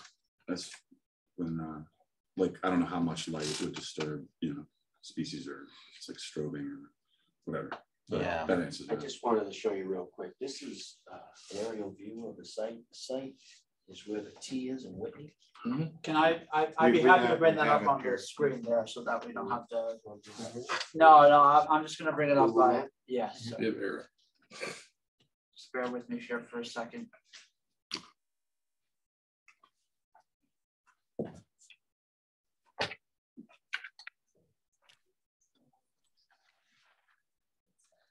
Were you using the satellite view, Mr. McManus? Yes. Okay. If you can. Not a problem. Works for you. Okay. How's that? It's perfect. You can even zoom out a little bit more if you want. Sure. My point is, you can even zoom out a little bit more, Dave. There you go. So here's the site. I'm pointing to the site. Dave's circling it. You can see the size of this wetland system. Huge. Mm-hmm. And all of this is Phragmites. There is no light going through here. This is massive. And the amount of light that comes from this neighborhood and these sites to the north, this is a non-issue. My concerns weren't light pollution for people per se. No, it's for but you can see the size of the underbrush. The underbrush is very dense. This is all Phragmites. But the light will be going into those trees. But this is a massive wetland system. It's not like the wetland system's the size of the table, and we're impacting it with street lights or with car lights. This light is only going to travel very little place. It probably barely make it to the brook. And then everything else will be, we won't even know we're there, especially in the summertime months. So you would not be willing to plant a buffer of not that we're not willing to. I'm not sure how we're going to do it. I'm not sure if it's warranted. Okay. One last question I had. Sorry for taking up too much of the air in the room. Oh, please. Thank you, Pat. Commissioner, the existing drainage from the road, okay, that's gonna go straight to the pond still. The lights are gonna go in. How does this invasive plant species? I guess there's a lot there. There's beyond a ton. Could we ask of you guys? We're gonna lose that battle. There is nothing we can do because most of it's all off-site. Off-site. Off-site. And the on-site stuff will be maintained through mowing and through maintenance. I know that's not the answer you want to hear, but that's the answer. No, that's just for clarification. You could remove it, but then next year there's so much. There's so much of it. We're just going to get overrun. We're going to lose. We could win the war, or win the battle, but we're going to lose the war. Right. Well, as far as like ongoing development now, like kind of controlling and maintaining invasive species is. Well, we control ours on site. Part for, of course, on site. Yeah, that's all we can do. But well, I wouldn't have you tromping away. Well, the problem is, you know, as you can see, here's the site. The property boundary is going to be right in here, and that's a ton of invasives. Yeah, but that's all on the property. Well, it is and it isn't. I mean, as you can see, here's the brook. Whoops. Can you put that back up there? Yeah, I'm trying. Oh, I didn't know if you were going to the site plan. Well, I was gonna. Well, what I'm trying to do is show the commission. You know, this is we can't. That's impossible. That it's long gone. We're gonna lose that battle. So that leaves in here, and much of this is already maintained as lawn, and what isn't maintained is so little on site. Again, so we'll snip a handful of bittersweet vines. They're just unfortunately, you know, where the forest is and where the invasives are essentially along the property line and then easterly of the property line, offsite. But like you said, they're kind of helping to attenuate, and they're serving some role. They are serving. I mean, it depends on how you look at it. Well, they're not a native. I don't like walking through dense rose bushes. I don't like walking through dense rose bushes, but the rabbits love it. So it depends on what you look at. And then the last thing was that I noticed on the landscaping plan. So if we're not going to be able to do anything to treat or maintain the invasives that are on site already, can we at least not plant any new ones? And oh no. Can we go through the list? Yeah. I don't know if I have it. Do you guys have it? The landscaping list. Yeah. I will put the landscaping plan up on the screen. Okay, cool. Thanks, David. I think. Bear with me here when I try to find it. It's not on this one, but I thought I may have noticed, correct me if I'm wrong, on the new plan, I thought I saw that there were a couple of Norway maple, Acer platinoides, crimson maple. They're called crimson maple. If that's true, we'll have it swapped. Do you think we could? Because I think there may be other options there. Norway maple's junk tree. We'll have that swapped. That's true. We'll have it swapped out. Maybe red maple or native. Yeah. Something more amenable. So here's your landscaping legend here at the bottom of bear with me here. The lighting plan sheet R1L. It gives you the list of the plants that they're going to have on here, i.e. for landscaping or for trees, and then it shows the locations for each where they would be on site. Your focus, Nico, would be mainly on the ones within the regulated upland review area, which is not much. And that hasn't changed, has it changed? I don't believe that's changed since the initial. Probably just these guys, which is this right here. It's not on this one. This one's old. This is old. It's on the new one. Looks the same though. The Nor maple's on this is on the new one. Just I don't know. Make sure it's off in the wetland review area. Thanks. Dave, could you pull up the other one, the one that's been up for most of the meetings? I'll do my best. With the drainage. With the... Oh, okay. Yep. I can pull that one up. No problem.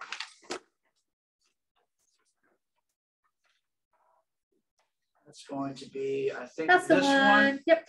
Okay. Okay. So, gentlemen, if you wouldn't mind, over on the right-hand side, where the I'm sorry, I'm losing my words today. It's been a really long day. The drainage. Yes, channel. Thank you. In the original site plan that you brought to us that was approved back in the spring, there was a berm there where that dark black line is that was to direct runoff away from the wetlands so that there wasn't overflow. Right, yeah. So what we were doing is just slightly taking a little bit of material in this hatched, the lighter hatched area, and then just creating a small little hump here along the dark hatch area so we can maintain and direct the flow. That's all. Yeah, I wasn't sure how high up. Oh, I think I have a cross section through there on the detail sheet. Because it could be a deterrent to light going in water. Well, it's not really, it's probably not high enough. It's going to get spread out in that area, but it's this flow that's coming from here. So most of it's going to be in a small channel until it gets a certain height, it'll spread out. But the idea was to, by creating this, otherwise without the berm, it would just go, So and we you're not didn't. shooting it towards the stream. Right, and that's why we wanted to create the berm so we can send it in this direction, let it flare out here to get, you know, a greater distance before it gets back into the That's stream. what my original thought of it being a berm was. It was Yeah. gonna be high enough to block some light, but if it's not, it's. Oh, I mean, no, there's no. enough brush. No, I think it's maybe, it's less than a foot, I think. You're talking about Thank you. soil? Yeah. Yeah. Is there any gonna be mitigating planted. erosion of that? No, it's gonna be planted. Oh, no, it's like the silt fence is right here. All you can do is just from there, create a little small little berm, a little dish here, so this water gets directed out. So it doesn't circumvent and go in a southeast direction. We wanted to go kind of north. North, and then yeah. come back in. So What will mitigate erosion then if there's water flow there? because the flow out of that pipe is minuscule. It's slow. It's not like a. And it'll be spread out. Spread out too. So it's minuscule for smaller storms. When you hit 100-year storm, you got water coming out of that pipe. What's to prevent erosion? I'm picturing all of a sudden now you're making a second stream bed, like a U going to the stream. And then will it go? I can't see the height lines. Is the height lines going towards the stream or away from the stream? The topography? Thank you. You're welcome. Topography is, well, Mike can talk about, but that's a very flat area that Yeah. we're talking about. So, So- there isn't a lot of pitch to it today. Okay, so Dave, if you could zoom out, show a bigger area. Yep. So I don't think, so if, now I'm picturing that now, that berm was like a pipe and channel when you got a lot of water going through it. Doing regular storm, I understand you're not gonna have a lot of water. Now all of a sudden you got a channel and now your water, instead of staying on your property, has, I don't know what the scale is, maybe about 20 feet to go onto the neighbor's property. See what I'm saying? What's that here? Yeah, go straight. If that water goes there, now you're in the neighbor's property. Well, we're going to be on the neighbor's property regardless. The water's going out there anyway. But there's no stream there right now. It's below. Well, it's wetlands. It's all wetland. It's not It's a big somebody's spine. backyard. All right. It's Yeah, a the forest. wetlands line It's is not right here. someone's front yard. The front, No, that's somebody's all that grass. all that Phragmites area. Yeah, that yards get up here. Okay. This is all wooded swamp. All right. Yeah. Perhaps, Mr. Chairman, it would behoove the commission to conduct a site walk of the property so that you can get your directional bearing as to what is where and where things are around it. If we could pick a day that's below zero, that would be fantastic. Just like last time. Thank you. For the snow so we can see how long. I'll bring extra heat packs this time. Thank you. So question for you, between this application and previous application and the water outlet there, is there any additional water coming out of that pipe? Well, there would have been under the old one because we were not required to store as much water. Right. The 100-year overflow would have been directed out into that. So if it wasn't for the 100-year storm requirement, now, if this came back, you would have had to basically add anyway, maybe to like a 50-year storm in order to be able to have zero additional runoff off the property. Is that correct? Do you understand what I'm trying to say? No. Okay. I'm looking to see if more water is coming off that causing flooding into other areas. No, because you would have more flooding under the previous one, because once it hit the 25-year storm, it would have been all overflow. Okay. We wouldn't have been attenuating anything. Okay. So much better plan now with the 100-year design storm requirement. Okay, I'm smiling because if you would ask people 2 year ago, 25 was fine. So well, yeah, right. Yeah, worlds of change. Yeah. Vortex chambers. You got any vortex chambers in the parking lot? No. Convince me why. I've used them over the years. Wouldn't that, to answer Nico's question about the sediment, be like a first flush for it, using the vortex chambers? Yeah, but the heavy sediment's going to be what's going to be contained in the sumps. Okay. Yeah. Frank, I would like to. Can I piggyback on that, Chairman? Yeah, please. The just free floating. Heavy sediment will of course drain to the bottom, but you're always gonna have some free floating semi-solids that are going to be within the water that's going out. Now since you're increasing the amount of you're going from 32 to 42, if I remember correctly, locations on site, so that's a heavier footprint, human footprint, which means that there's going to be a heavier human footprint of just disposed items that are going to wind up flowing through the entire runoff process and then essentially out through your filtration system.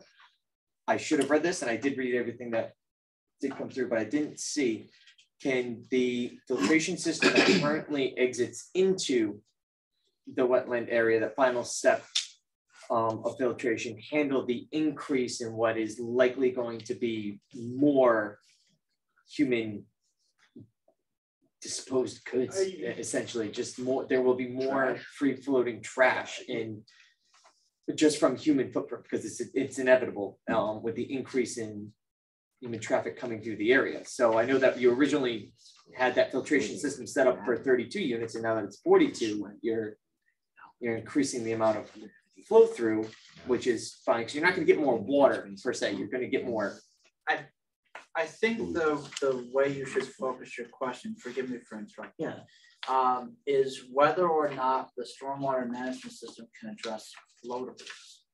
So I believe the comment that Mr. Jordan had raised was talking about suspended solids. You're talking about trash or air and solid waste. Can I clarify mine as well? Sure. Really quick, is I'm more concerned about the tiny microscopic things, pollutants that we can't see. Right. That's what I'm worried about. Right. Not the solids, not the heavy stuff. I'm on board with him too. I'm talking both. I'm talking Right. everything from the accumulation from larger sediment items will of course float to the bottom, and of course you're going to be able to filter out any trash is trash. That's the largest particles, but you're going to increase contaminants in the water by having essentially 30% more human footprint. Can that filtration system handle that contaminant increase is what I'm alluding to. This is all mechanical filtration, right, gentlemen? You don't have any chemical filtration going on here. You don't have any biological filtration other than what the wetlands are providing. I understand that, but that's after it already gets there. You're just doing mechanical filtration of. Yes. All the infiltration and the filter strip at the outlet, the soils themselves, the plant species that Sure, the that's what Mother Nature is providing after it already gets to the wetlands. And I think they're talking about what the water, how the water is being treated while it's still on site before it leaves and gets to the actual wetlands. Yeah, asked and answered a little bit in that. I mean, it goes through an elaborate best management practice. Of course, yes. All underground. Is like the changes in increase. It can handle the change in increase associated with the original to current, because the volume of footprint is going to increase. So Right, I didn't know if that the was only considered. thing that volume of, in my opinion, since everything is underground, you can't throw your soda bottle and get into the underground chambers. I'm not worried about the soda bottle. I'm worried about the You're worried stuff about that it somebody comes changing that oil alongside. in What's in that soda bottle that leaks on and goes into your filtration system, or what? Yeah.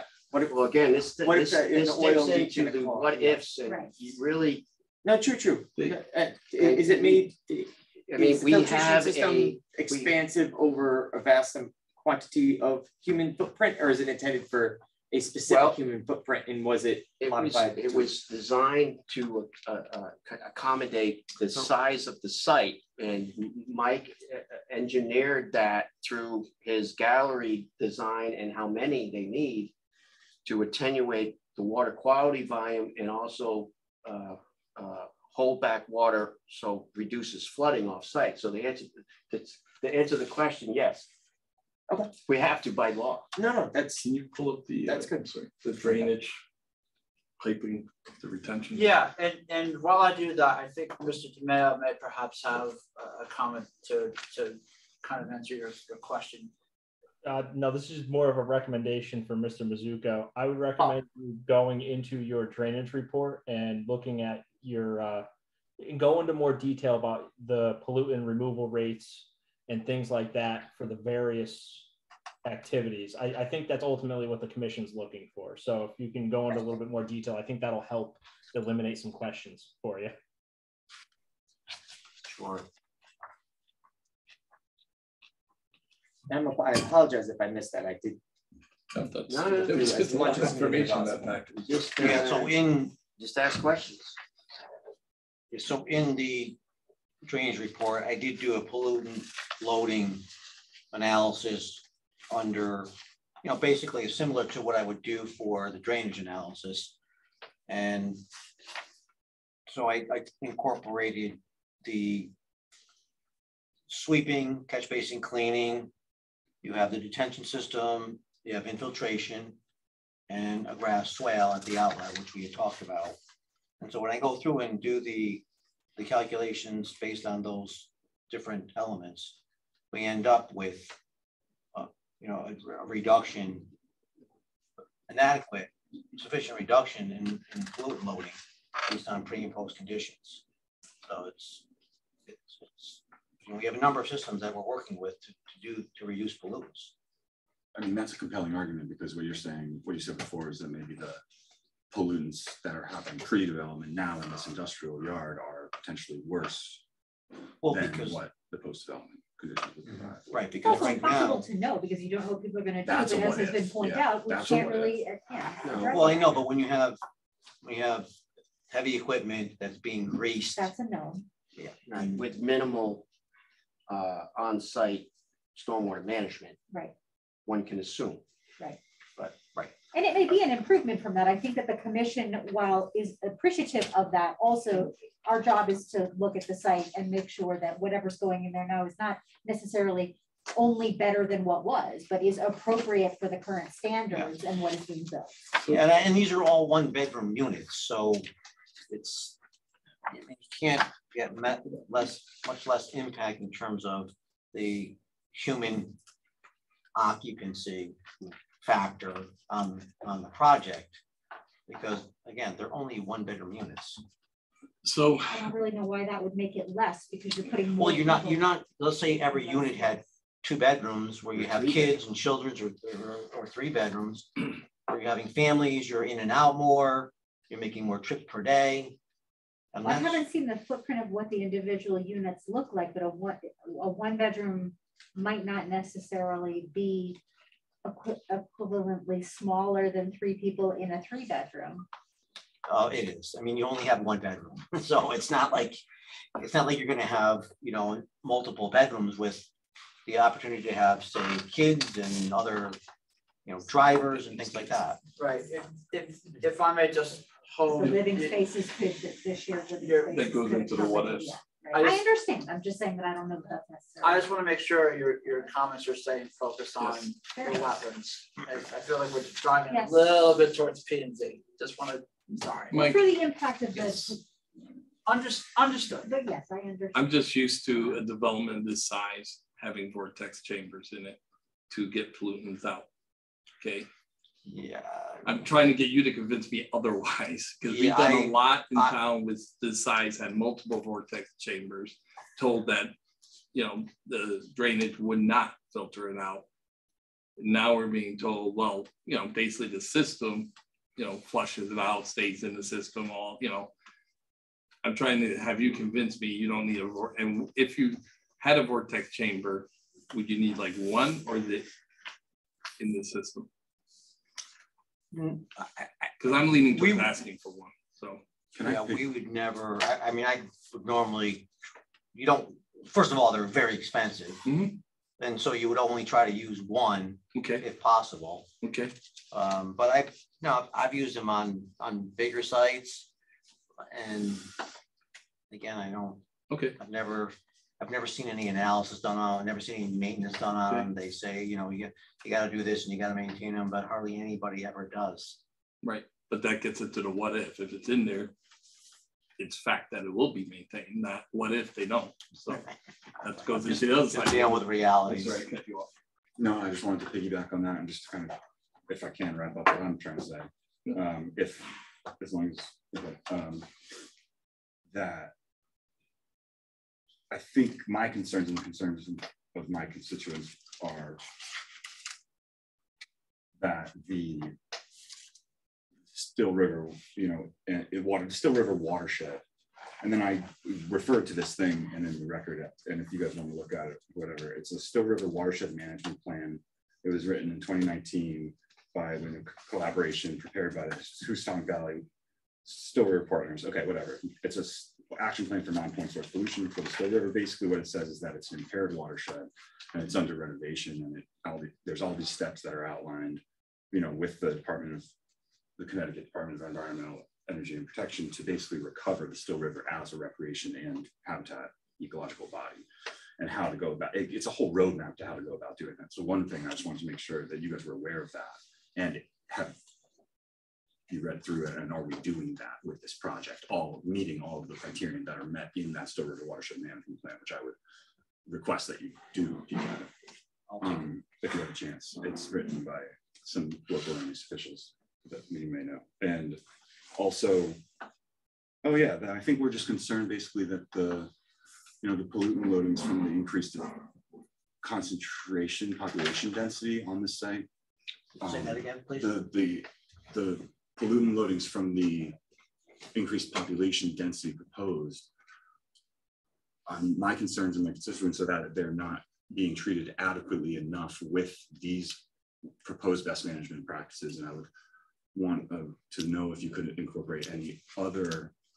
But the calculations that show for the elements that we do have show that it does address it. So that we're okay. I was just finished. Yeah, it's in the drain. It's in the drainage report. I think it's I'm not sure what page it is, but it's toward the beginning. Right. Well, I'll just finish what I was saying. That I think that the main concern is that those are not being well enough addressed with the low impact development techniques, if any, that are being. I know you have some here, but I was curious about what other options there are, and if they could address more of them. The last application we had with the Wright brothers. Okay, so this would be Mr. DeMeo now. Is that right? Correct? Yeah. So Wright Pierce. I'm sorry. So Wright Pierce, we would use now is Mr. DeMeo. Correct. Okay. James, Mr. DeMeo, question: would you be able to comfortably look at this plan? And I don't know your qualifications. I apologize. I know we used to use an outside source for this. Would you be able to look at this plan and identify if other methods of pollutant containment should be used, such as a vortex chamber? Again, I'm not an engineer, so I would just like to have another party look at it and render their opinion. Or maybe more green technology. Sorry, James. Yeah. So just to give you a little bit of my background, I've been essentially in the surveying and land development private sector, preparing site plans such as this for the past about 12 years before I came to Bethel. So yeah, I have no problem looking at this, and technically for pollutant loading, I have. I did not have a problem with what was proposed. I was hoping that they would go into a little bit more detail about how I believe it's, now I gotta remember what he called it on it. The sediment trap and how the grassline swale would operate, because that to me is essentially your vortechnics unit, in terms of sediment, because even from a standpoint of the catch basins, all of them have the standard sump, so you'll capture most of the larger sediment within those catch basins. You'll get some removal within the units themselves. I'll be honest, that's not my favorite form of removal, but some will happen. Then any that ends up slipping through that infiltration system goes through the outlet pipe and into the sediment trap. So like it was previously stated, you know, now the design standards are up to the 100-year storm. And even then we're decreasing the amount of water. So there's not too much coming out at that point, but even still, it hits this sediment trap, which is essentially designed to stop that water there. Then from there, what Mr. Mizuko designed was that grassline swale. So that water is already slowed down at that outlet pipe, and then it's going to continually go down that grass swale very slowly as well, and then slowly go over the top because it's going to be spread out instead of being channelized. So in terms of sediment, I believe that they've adequately addressed adequately designed for it. Yep. Yep. So is that the same for the chemical particles? I would say no. There's no oil water separators on the site or anything like that. I mean, they could speak to that, but currently there's not much in the way that I see there. Okay, and a vortex unit would separate. Vortechnics are typically solids. Okay. Yeah. Are chemical pollutants typically addressed in a construction project of this nature? This is big enough to deem one, especially with the amount of parking and cars, especially with it discharging to the close proximity to the wetlands. However, again, the sediment trap and grassline swale will provide some protection, but it ultimately would fall to the applicant to prove that that's sufficient for oils and things. So like that. as an engineer, what would you recommend if needed to separate? Thank you. So even as the applicants mentioned, you always have the problem of maintenance. Mm-hmm. So to me, it doesn't necessarily matter how they treat it as long as it gets treated. I'd prefer to see something that didn't require as much maintenance though. And that, again, to me, that could be any method that the applicant decides to bring forward. I'm not partial to one or the other as long as they prove that it works. Okay, thank you. All right. Would you be able to look into that a little bit farther? I'll look into it. I just want to say a couple of things. I mean, you got, when you say chemical, some of that stuff is just solid. It gets soluble. It's just in the liquid, and you're not going to take it out unless it clings to something. Which you can do. There are definitely filtration systems that. And that's what we're proposing. Now you got oil. Oil's a different thing. It's gonna come to the surface, and you know we could look to do, you know, maybe a baffle, some sort of baffling system, like a hood. We've used hoods before, but I'll take a look at that. Okay, if you could, and then just pros and cons again. Yeah, I mean that. I'm not an engineer. We're not engineers, so you know that would. I mean, at least it would protect if there was. The problem, like a little bit of the problem is that the water quality volume is going to hold the water in the system. Mm-hmm. I mean, then, and that's good and bad if there was a little bit of oil spill, because it would just get, you know, eventually get into the ground. Right. Yeah. And a storm event, if it got above the outlet control invert, then it could get out into, you know, out into the system. That's where a hood or a baffle would allow it to keep the oil in there. So we'll take a look at that. Okay, appreciate that. Okay, totally different subject, if I may. Sorry. The floodplain is right to the corner of the building. That's the 100-year regulated area line. Okay, I apologize. Yeah, I thought I mentioned that before. You probably did. Okay. Sorry, there's been so much. But can you pull that up? Yes. Lines.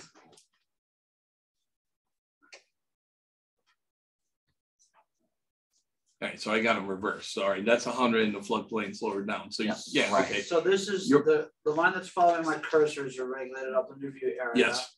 This line here is your 100-year. Okay, 100-year floodplain. Yeah. All right, and just educate me. I always picture that being like the reserve, like, all right, there's flooding that's gonna fill up, you know, you don't build in that area because it's gonna flood if you get a 100-year or whatever. Correct. You don't want to add water into that doing a thing. You got your exit in the floodplain. Is that allowed? Oh, that's fine. Okay. Yeah. As long, the big thing with the floodplain is that you're not filling it. Okay. So we have a discharge just basically right at the 100-year flood line. Okay. But again, the big thing is not filling in the floodplain. Okay. And do you have to go to the state for approval? Usually when you're in the floodplain. Usually planning and zoning departments take care of the floodplain. Okay. Floodplain issues. Right. And that's a 100-year floodplain, correct? Correct. So it's not going to change in the next year to like 200 or something. Elevation. That we know. It's based on elevation, not based on soil types or Okay. Yeah, that's there is why a number. The lines can be different from my line to the 100-year. Right. Okay. I'll never delineate the 100-year line. Yeah, if you look on can't find it. Yeah, if you look on there is a number elevation flood line, and it's 391, and that's where the surveyor mapped that 391 elevation and got that line changed to that to coincide with that 391 elevation. All right. My concern was I had the lines mixed up. I thought you were right. Yeah. No. Okay. All right. Does anyone else from the commission have any other questions? I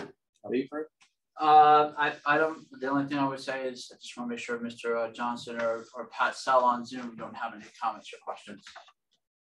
Go ahead, Pat. I see your hand up. I have a couple. One second. I made some notes here. Yeah, I propose that we have a site walk. I don't know how others feel about that. The other thing I propose is that in Dave's staff report, there's about 13 items there.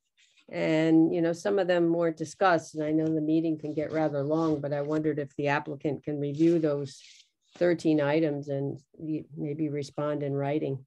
One of them is, it's like number 10, 2 proposed snow stockpile locations are in the upland review area. So maybe they should be relocated. I mean, that's one item that wasn't brought up. So some others weren't. So I was concerned about that. No, we'll respond in writing. Yeah, that's what yeah. Thank you, Pat. Does the commission want to schedule a site walk at this time? I would pull the commission to site walk. I second that. Yeah, I think the general consensus is a site walk is warranted. Okay, very good. So in that case, then that would be a public site walk. In other words, you guys would attend, and then the public naturally would be able to attend. Yep.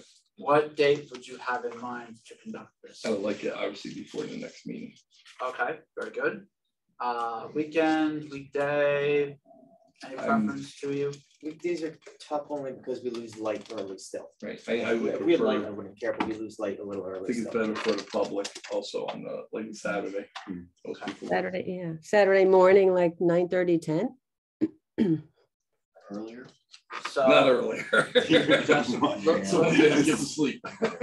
Looking at my calendar. 10:30? I don't know. No, whatever time is fine. Yeah. Looking at my calendar. Do you want to do it earlier? Yes. Yeah, then we should. 8. All right.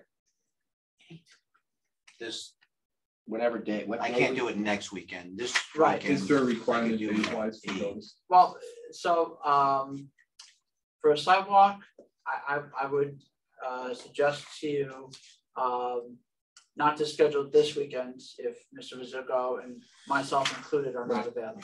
Okay. No, I can do this weekend. I can't do next weekend. Oh, I'm sorry. Okay, Yeah. my apologies. The weekends you have between now and your next regular meeting, which would take place on February 27th, you have Saturday, July 28th, January. January, excuse me, Saturday, January 28th, Sunday, Saturday. January 29th, Saturday, February 4th, Sunday, February 5th, Saturday, February 11th, Sunday, February 12th, Saturday. How does February 11th work? That works for me. Works for me. I think the 11th would make most sense. Now, what time would you guys want to meet there? All right. A morning? I don't know how early folks. Like most people will like 8 a.m. It's also for public, right? Yes. Yes. So taking that into consideration, public might have children, like everybody else. So it might be tough for them. Me, I'll go whenever. I'll go at 7 a.m. if you want. Like 9:30. Well, calm down. Are you all right, Nico? You good at 9:30? 9:30. Yes. So I would have. That's right. You work Saturdays. Okay. I would have someone make a motion on the floor for the commission to conduct a site walk on Saturday, February 11th at 9:30 a.m. at the subject property, which is 17 Whitney Road. Okay, Pat, will that work for you? I just want to check. Yeah, I make a motion for that date and time. Okay. All those in favor of site walk on the. Just second. Oh, second. Okay, there you go. All those in favor of site walk on February 11th at 9:30. Signify by saying aye. Aye. Aye. Abstain and against. However it goes. Now, with that in mind, does the commission, I'm inclined to think that you would want to continue this public hearing. Yes, I would like to continue the public hearing so we can see the site walk and so Mr. Mizuku can get that other information where he requested. So would we have a consensus to continue this public hearing at your next regular meeting? I would say yes. So you're all in favor? Yes, yep. I agree. Yes.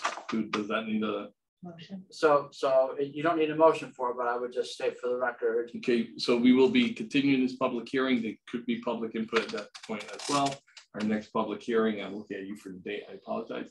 February 27th. February 27th. 7 p.m. in this room and also on Zoom. Very good. Well. Okay. Great. All right. Thank you, everyone. Thank you. Thank you, gentlemen. Good night. Mr. Chairman, does the commission, do you guys need a 5-minute recess? All right. You should have a motion on the floor for you guys to do that. Make the motion to recess to 8:15 or 9:15. No. No. In favor? Aye. Aye. Second. Against? Staying. Beautiful.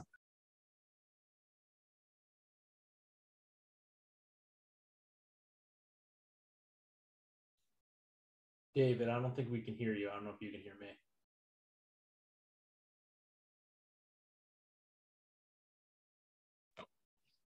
Okay, can you hear us now? There you go. Great. Okay. What was that commercial? How about now? So can you hear me now?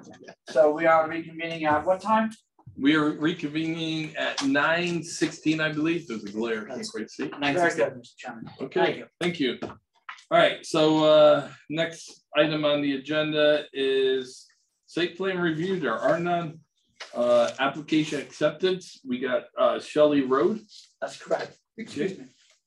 So the first of two applications that you guys have on your agenda for acceptance tonight is a project proposed by the Town of Bethel Public Works Department that would occur in the right-of-way along Shelley Road. I don't want to dive into this too much with consideration to how late it is and what have you, but I will tell you this is very similar to a project that you guys reviewed a year or 2 years ago off of Codfish. Yes, very good. I'm glad you remember that. Is this an egress to the front?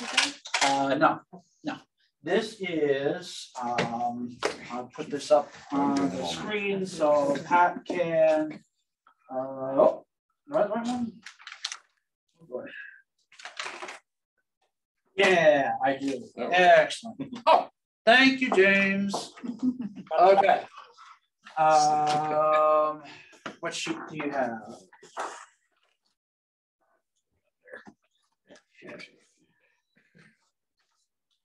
James, it's nice to meet you, by the way. This is Nico. And thanks for your reports and stuff. Yeah, you guys as well. Unfortunately, I was debating about being there in person, but with a newborn or well, a young child, I don't want to leave my wife too much if I can avoid it. Congratulations. Congratulations. Congratulations. You missed pizza though. So did I. Where's the pizza? Great. Gotta get here at 6 o'clock for pizza. I'd rather Don't I have could cookies. bribe I'm you to coming get for here, cookies. So anyway, the site plan sheet that Mr. DeMayo is sharing on the screen, and the site plan that is currently before you here on the dais is a plan that he prepared that is a proposal to do a culvert replacement project for a water course that goes beneath Shelley Road. Oh. You guys may remember when you go in Shelley Road, it is before that road. It's between Racebrook and Limekiln. Thank you. I live there. Very good. So you should know exactly where this is. But essentially, there is a structure that is beneath the road now. Yeah. That is looking to be. Onto the road, doesn't it? Every once in a while. It doesn't really overflow there. Yeah. But what's there now? Needs to be replaced. It needs to be replaced. That's correct. The last time you guys reviewed a project of this, you did a site plan review process for it. I would say it's a municipal project. You do have some wetlands reports from Cynthia Rabinowitz, who is the consultant that you guys use. With us now having a new town engineer, he has gotten on board with using her for municipal projects, which I think is a great thing. So there is a report that comes with this. Again, I would just refer to the process and the things that you guys were considerate of for the Codfish Hill Road project. And James and I can answer any questions that you guys might have. Yeah, and I'll just add a couple quick things about it too. A lot of this is stemming from the fact that we're planning on repaving Shelley Road in the near future. And one of the problems is the asphalt is currently sitting directly on the pipes. So hence why I know one of the commissioners mentioned that she lives over there. If you notice, as you cross over the section, there's the bumps. It's because there's settlement around the pipes. There's not adequate cover. So that's what sparked this. So actually one of the things that we're doing is both of the pipes are 48 diameter pipes, even though the surveyor indicated that one was a little different. But I'd still say that's a 48-inch pipe. We're going to replace it with squashed reinforced pipe, and that'll give us some additional cover, as well as some of these pipes are cross pitched in the wrong direction, things like that. We're going to kind of fix it and drop the pipes down, which will allow us to get some additional cover. And then we're going to add 2 catch basins at the low point with sumps. This way we have some form of capturing the sediment, because right now it just kind of flows on the pavement and then flows down here anyway. And then we're going to reinforce the banks and things like that. James, would you mind bringing up a Google Maps view of where this is? Sure. Properties? No. So this is where it is. The screen did change, right? Yes. Okay, good. All right. So it's directly in front of 13 Shelley Road, which actually is the house is back here. But yeah, 15's over here. So it's literally right here. Let's see if I can. Is that off of Hollyville? I'm so sorry. No, It's on so 302. So it's the last road in Bethel. Limekiln and Racebrook. And then it's 302 down here. So if you 302, and then there's this Right, back make it section easy. that goes back. You know where the American flag trees are? Yes. That Right on the road. left before that. Thank you. Honestly, I love those trees. Dude, That's like right over here. Isn't it? Yeah, I love it. James, are you going to be Right, affecting any of the private properties by doing this work? Okay. Yes, we are. So 13 Shelley Road. Okay. I've spoke with them already. They're actually a recently retired town engineer from another town. And when I spoke to him about it, He laughed at me and he's like, why are you even talking to me? But essentially the pipe is just over the property line. During this, we are going to kind of try to pull it back so it stays within our right of way so we don't have future issues. But that's really it. Okay. And he's 100% on board. So if the commission feels they want, you know, something from him, he's said he's more than willing to do that. But even as far as he's concerned, he's like, you don't need anything from me. You can just do it. All right. So. Dave, what do you need from us for this? So I would need a motion from the floor to accept this application, and then something to the effect of which process you guys would use in reviewing this application. As far as? So do you want to do a site plan review or a public hearing? And I would say, I was thinking, let you just do it. Well, for office. Is that allowed? Well, so so like Greg is recalling, the last time you reviewed something to this caliber, you guys used your site plan review process. Yeah.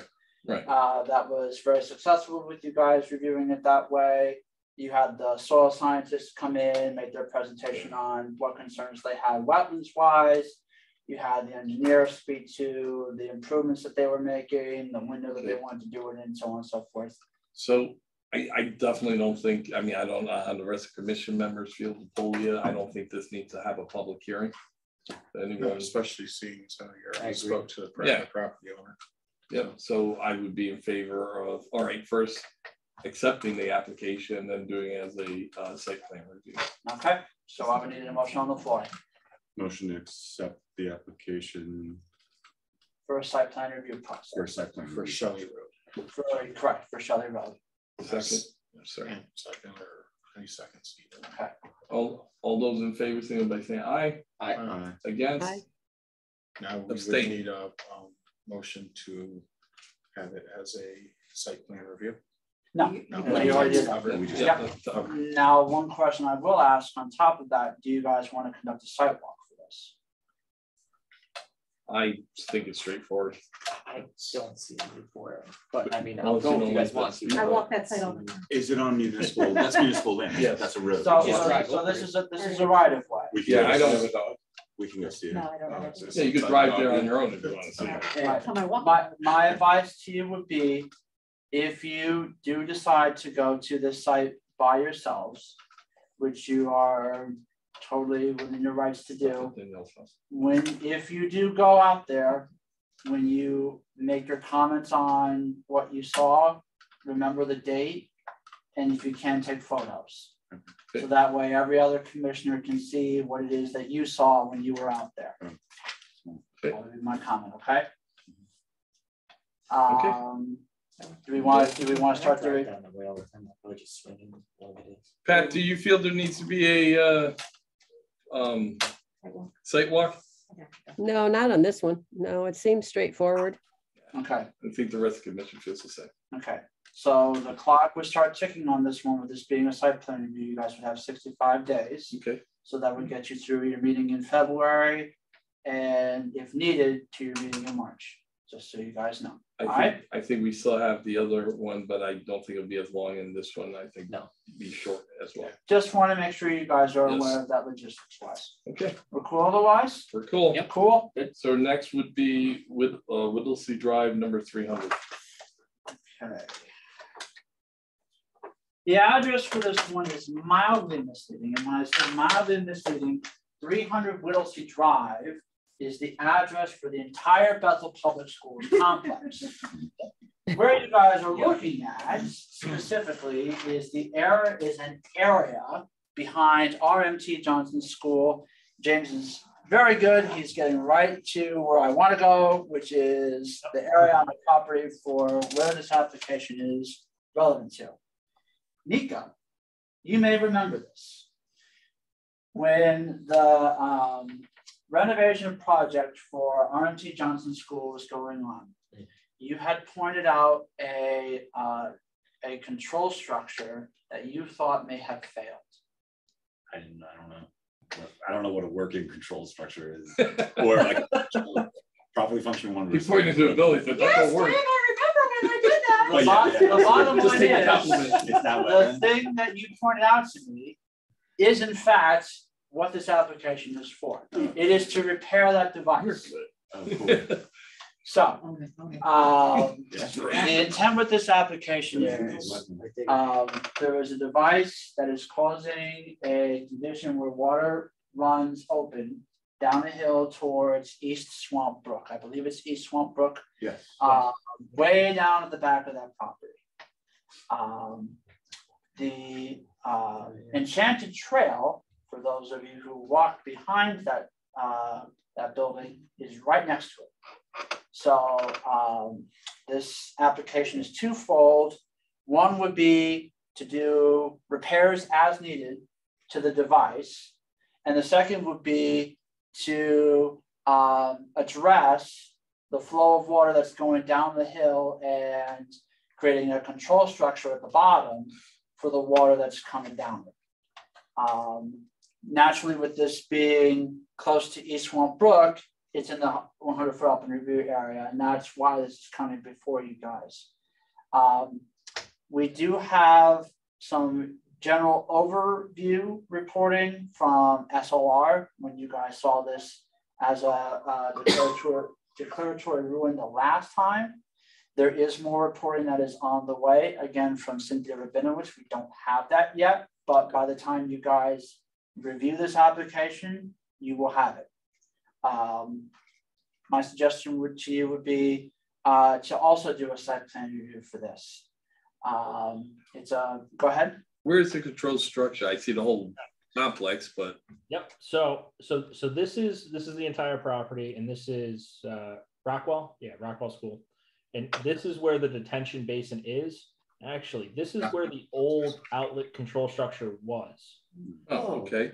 So now the outlet control structure is over here, and then this is the brook. So now if I get rid of this, so this is the new outlet control structure at the end of the detention basin. Okay. And it's a 30-inch pipe that comes out to a stone level spreader. And that was meant to be it. And so if you look, this is the upland review line. Yep. It stopped right at the edge of the level spreader. So that was kind of the extent of what was reviewed last time. Well, now the level spreader is failing, not working the way it should. I'm not going to throw blame at this point. I'm just interested in fixing the issue because this predates me. Correct. So what we're proposing to do is, I don't like this level spreader concept.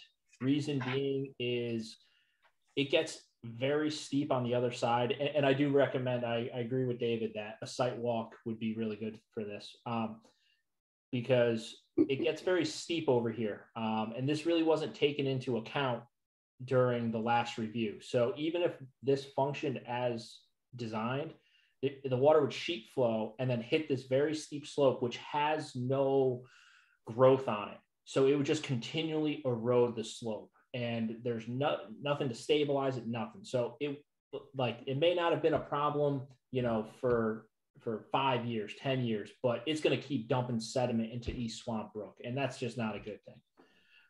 So what ended up happening was water was getting behind the swale and was finding the path of least resistance, which is this red line right here.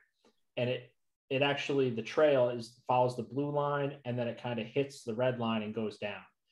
And actually what happened is if you look now, there's been so much erosion that it's almost a foot deep in some places. And it just is continually eroding away. So we looked at two different options. And from a municipal standpoint, I'm leaning towards piping it. This is what I prefer to see. So we're basically just going to drop a manhole at the end of this pipe, and then we're going to pipe it down and follow the path of current erosion so that we can fix it up. Then at the end, there's going to be a scour hole, which is kind of like in the other application where it's kind of like a plunge pool. So it'll slow down the water, and then it'll go into like a level spreader. This one will be stone lined, which kind of follows the edge of the brook. So this is currently what we're proposing. The other alternative, just so you're aware, is they were thinking of doing a stone lined swale down through here, but due to the fact of that there's a hiking trail here. I didn't like I didn't like it from a liability reason, not to mention a maintenance reason. Because if we, as the municipality, ever slacked on the maintenance of that swale, the water will then hop the swale and continue to erode. Whereas if we pipe it, it's more expensive for the municipality up front, but the only maintenance turns into this scour hole and level spreader, which is something that we would have to do for the swale or for the piping. So it was, you know, 6 to 1,500, you know, this is the better approach that I was leaning towards. Okay, thank you. Yeah. So I make a motion that we accept this as a site plan review. I second. All those in favor, signify by saying aye. Aye. Those against? I'd rather walk it. I No, view it that's as a- not- No, that's next. That's next. We'll still walk it. This is whether Site it's plan public is still comment public. or site plan Oh, review. Site plan review is sorry. interim. That's right. I started out with the same question. Change your, So I. All those in favor? Aye. Okay, all those against? And abstain. Beautiful. All Who right. seconded, please? This Have one. it on. Kevin did. What did I do? you seconded, Oh, yeah, you seconded I did. the motion to add. I did second it. Now, Sorry. when do we want to conduct a site walk? Can we do it the same day? I think it's a Freezing smart, and miserable? I think it's a very smart move. Pat, are you okay same day for a site walk?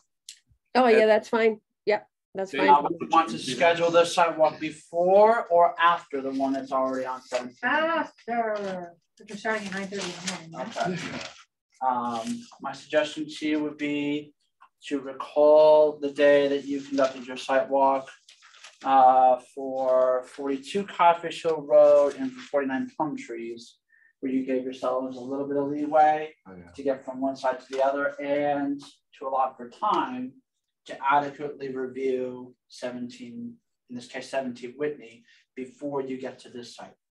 So with that in mind, your site walk at 17 Whitney begins at 9:30. Perhaps it would make sense for the site walk to begin at 11 o'clock. True, and since we'll be together, we can always leave a little earlier, late if we need to as a group, But we have correct? to Because meet it's not people public. there. But it has to be, it's a public thing, so you have to Yeah, start. so you when- have to start it. This isn't public. Yep. Honestly, is gonna be No, public? this, No. yes, all sidewalks. sidewalks that you conduct, Okay. regardless of which process you use, you have to give an opportunity for the public to walk with you. I think 11 o'clock is more than enough time. I think that's very reasonable. Okay, so make your Pat, does that work for you? I'm sorry, I keep forgetting Zoom. Yeah, 11, it's good. Does it work for James? I'd love him to be there as well if you can. Yeah, I mean, at this point, I was planning on If you want. being at both. I think, I don't know, unless you guys told me otherwise. But yeah, it shouldn't be a problem. The only thing that I can't comment on is if Cynthia will be there. I'm gonna probably say no. Okay. But the hope, I don't know if we'll have a report by then. The hope is that I think if you're there, we'll pretty much be covered. So yeah, great. All right, so need a motion for that, correct? I make a motion for a site walk on February 11th at 11 o'clock at 300. Oh, no, 11, no, never mind. You're That's right. No. That's fine. 11 o'clock for Whittlesey Drive number 300. Right, and specifically the RMT Johnson School. Yeah. Second. Okay, all those in favor, signify by saying aye. Aye. Against? Abstain? Okay, Greg abstains. Okay. Okay, Can't be there. okay, motion carries. Motion carries, all right. Very good. and then sorry, Business. can I interrupt? Oh, I'm sorry, James. I just want to confirm that as a commission, you guys are liking how I'm handling these municipal projects in terms of the application. I know the wetlands report is a little lagging behind on this one because we did have a report from a soil scientist for the overall project. David is recommending that we get in a little bit more detail for this, the specifics of this project. But in general, though, this is how you guys would like me to continue to proceed with projects like this? I would say yes. I have no concerns. So far, so good, at least. Yep, I will say I was impressed you were on the previous application. You were in attendance for that meeting as well, which was helpful. So thank you for that. If David asked me to be here, I'm here. So Dave has that effect. Yes. So it turns into one of those things. If you know that you specifically are gonna want me at a meeting, just make sure you inform David, or you can reach out to me directly. I don't care either way, but just get a message to me somehow, smoke signals, whatever. Okay, appreciate it. Thank you. New business. Sorry, I need my glasses. Inland Wetland Committee regular minutes 11/28. Anyone have any concerns with the minutes? Any changes? Updates? I make a motion that we accept the minutes as written for 11/28. 22. 20. Yeah, I thought I had to think that was a typo. 2022. Also. Okay, all those in favor, signal by saying aye. Aye. Against, abstain, motion carries. We have an invoice for Danbury News Times. I make a motion we pay 200. That seems a lot. What's that for? For a legal notice. For a legal notice. Wow. I don't know where they make the money. For $261.18. A second. Second. All those in favor, signal by saying aye. Aye. Against, abstain, motion carries. Greg doesn't second me when it comes to spending town money. You know that one. What happens when the news comes is strong. I see no old business. I see nothing in the staff comment, but we did have the 3 items that we added. That's correct, Mr. Chairman. And I'll away very quickly note through those. So absolutely. The first 2 of those items are trainings and webinars. I believe our recording secretary has the pamphlet for the Connecticut Bar Association. I would strongly encourage you guys, if you are available the Saturday of March 10th, to remotely attend a webinar that's hosted by the Connecticut Bar Association. It concerns, go ahead. It's Saturday, March 11th. I'm sorry, thank you. Is that when you're? No, it's February 11th is our site walk. Oh, I sorry. thought the same Yeah, thing. no, I'm sorry. Thank you. Good. Thank you for correcting me. So Saturday, March 11th is this remote training. It is essentially for all these land use commissions, so Inland Wetlands, Zoning Board of Appeals, Planning, Zoning Commissions, what have you. Right. And you get essentially presentations made by land use councils from all over the state, currently practicing and those retired, and a couple of other experts into case law and how commissions function. It's to my understanding that most, if not all, of the members of the Planning and Zoning Commission have already signed up to do this. So if you guys are interested in doing this as well, if you have the time, strongly encourage it. There is a fee that I believe the town would cover, but you guys would need to sign up, and I can give you pamphlets for that. I can email that to you guys. What's the time frame? It is an all-day webinar. It is from 9 a.m. to 4:30. Yep. Cool. You guys don't have to attend all of it, but if you are available, Do I have to have my camera on? Sorry. And just so you know, if you aren't able to attend for whatever reason, there is a recording that gets posted afterwards. So even if you aren't able to be there for the whole thing, the parts you missed, you can easily get the recording for online, but you have to be registered for the event to obviously get that. I was going to say they're just putting it on YouTube. No, no, it's great. No. Cool. There is a book of materials that comes with that, which I think is also beneficial for you guys, just as reference material. Not to dive into that too much now, but if you do want to get on board for that, see me or email me as soon as possible so that we can get you signed up for it. Would you mind emailing out the either a web link or pamphlet information? Just Not on the a basis problem. of, would that be cool? I can do that. That'd be great. What's the latest you can accept? Register by February 15th. Thank you. The next thing would be training that is hosted by Connecticut Clear. That is the Connecticut Land Use Academy. I think if I'm getting my acronyms correct. But that is also remote. There is a what do you call those email group chain things?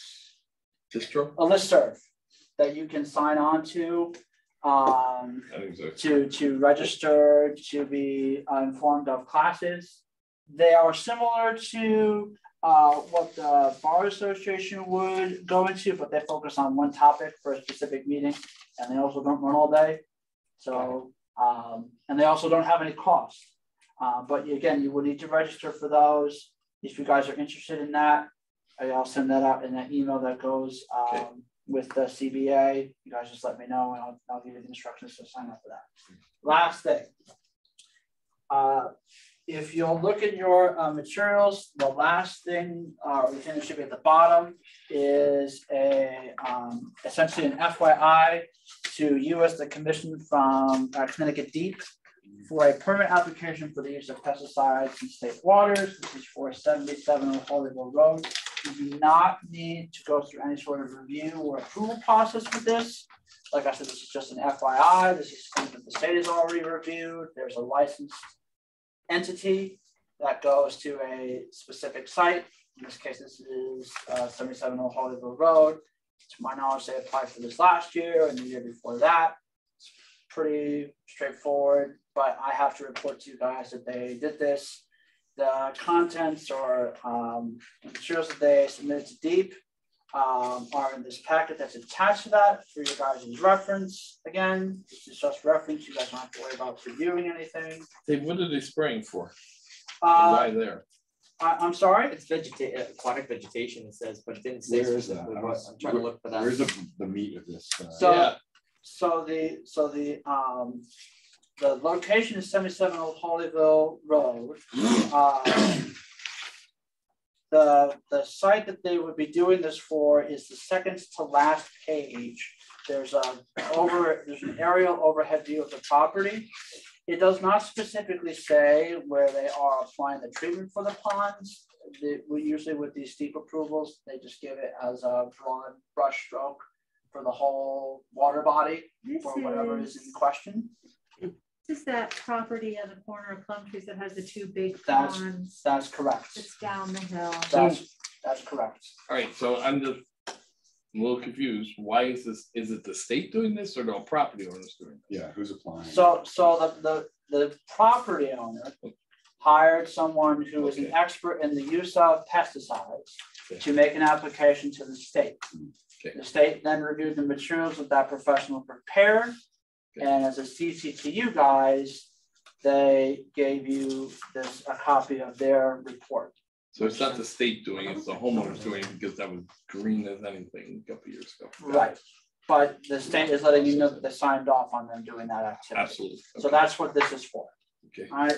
That's all I have for you guys. The last thing that I would. I have a question. Yeah, when we get to Mr. Comments. Oh, no, is it about this? I'm sorry. Okay, yeah, go ahead. If they're I'm assuming there's like green algae growth or something on the. I remember a couple of years ago. I'm not going to say that's what it's for. A couple of years ago, if I remember correctly, there was a lot of green. It's some sort of herbicide that's out because of plant life that's out of control in the pond, right? I couldn't talk to. Yeah, that's what it says here. Yeah. Okay, so I'm gonna assume it's that. And from what I know about that stuff, it's caused by excess fertilizer from lawn, probably most likely. And if they're misapplying their lawn fertilizer. But we don't have Can we any trust that purview they're gonna because the state already approved it, right? Oh, this is state approved. But can we approval? This There's is just nothing we can do CC. about this. They've No, already that's got fine. it. I'm just for my own edification. If they're messing up if they're misapplying and the amount of fertilizer, are they going to be misapplying? Are they going to be applying this pesticide? Or They have a company. Right. So the owners of this property have hired an expert to apply the products to treat the aquatic. Yeah, so it's invasive aquatic vegetation. Yeah, so it's either an algicide or something else to that effect that they would be giving to the pond. It's a professional. It's not just someone that's going out with materials and applying them with reckless abandon. You have to have someone that's certified to do this. Cool. Any other questions on this? Okay. My last thing for you would be, and I've harped on this before, remember your protocols for public hearings, what you discuss in this room or what you discussed for this application, you're focusing on doing that in this room. So if you get approached elsewhere for comments that you offer tonight, you can say, listen, Mr. Chairman, continue the public hearing to our next date. If you guys have public comment, you can offer it then, ask us questions then, what have you. Otherwise, I can't offer you anything. Okay. I just wanted just a friendly reminder. That's all I have for you tonight. Okay. Anyone in commission have anything to add, comments, questions, anything? Cool. James, you're good? Okay, make a motion that I almost got there. Public comment.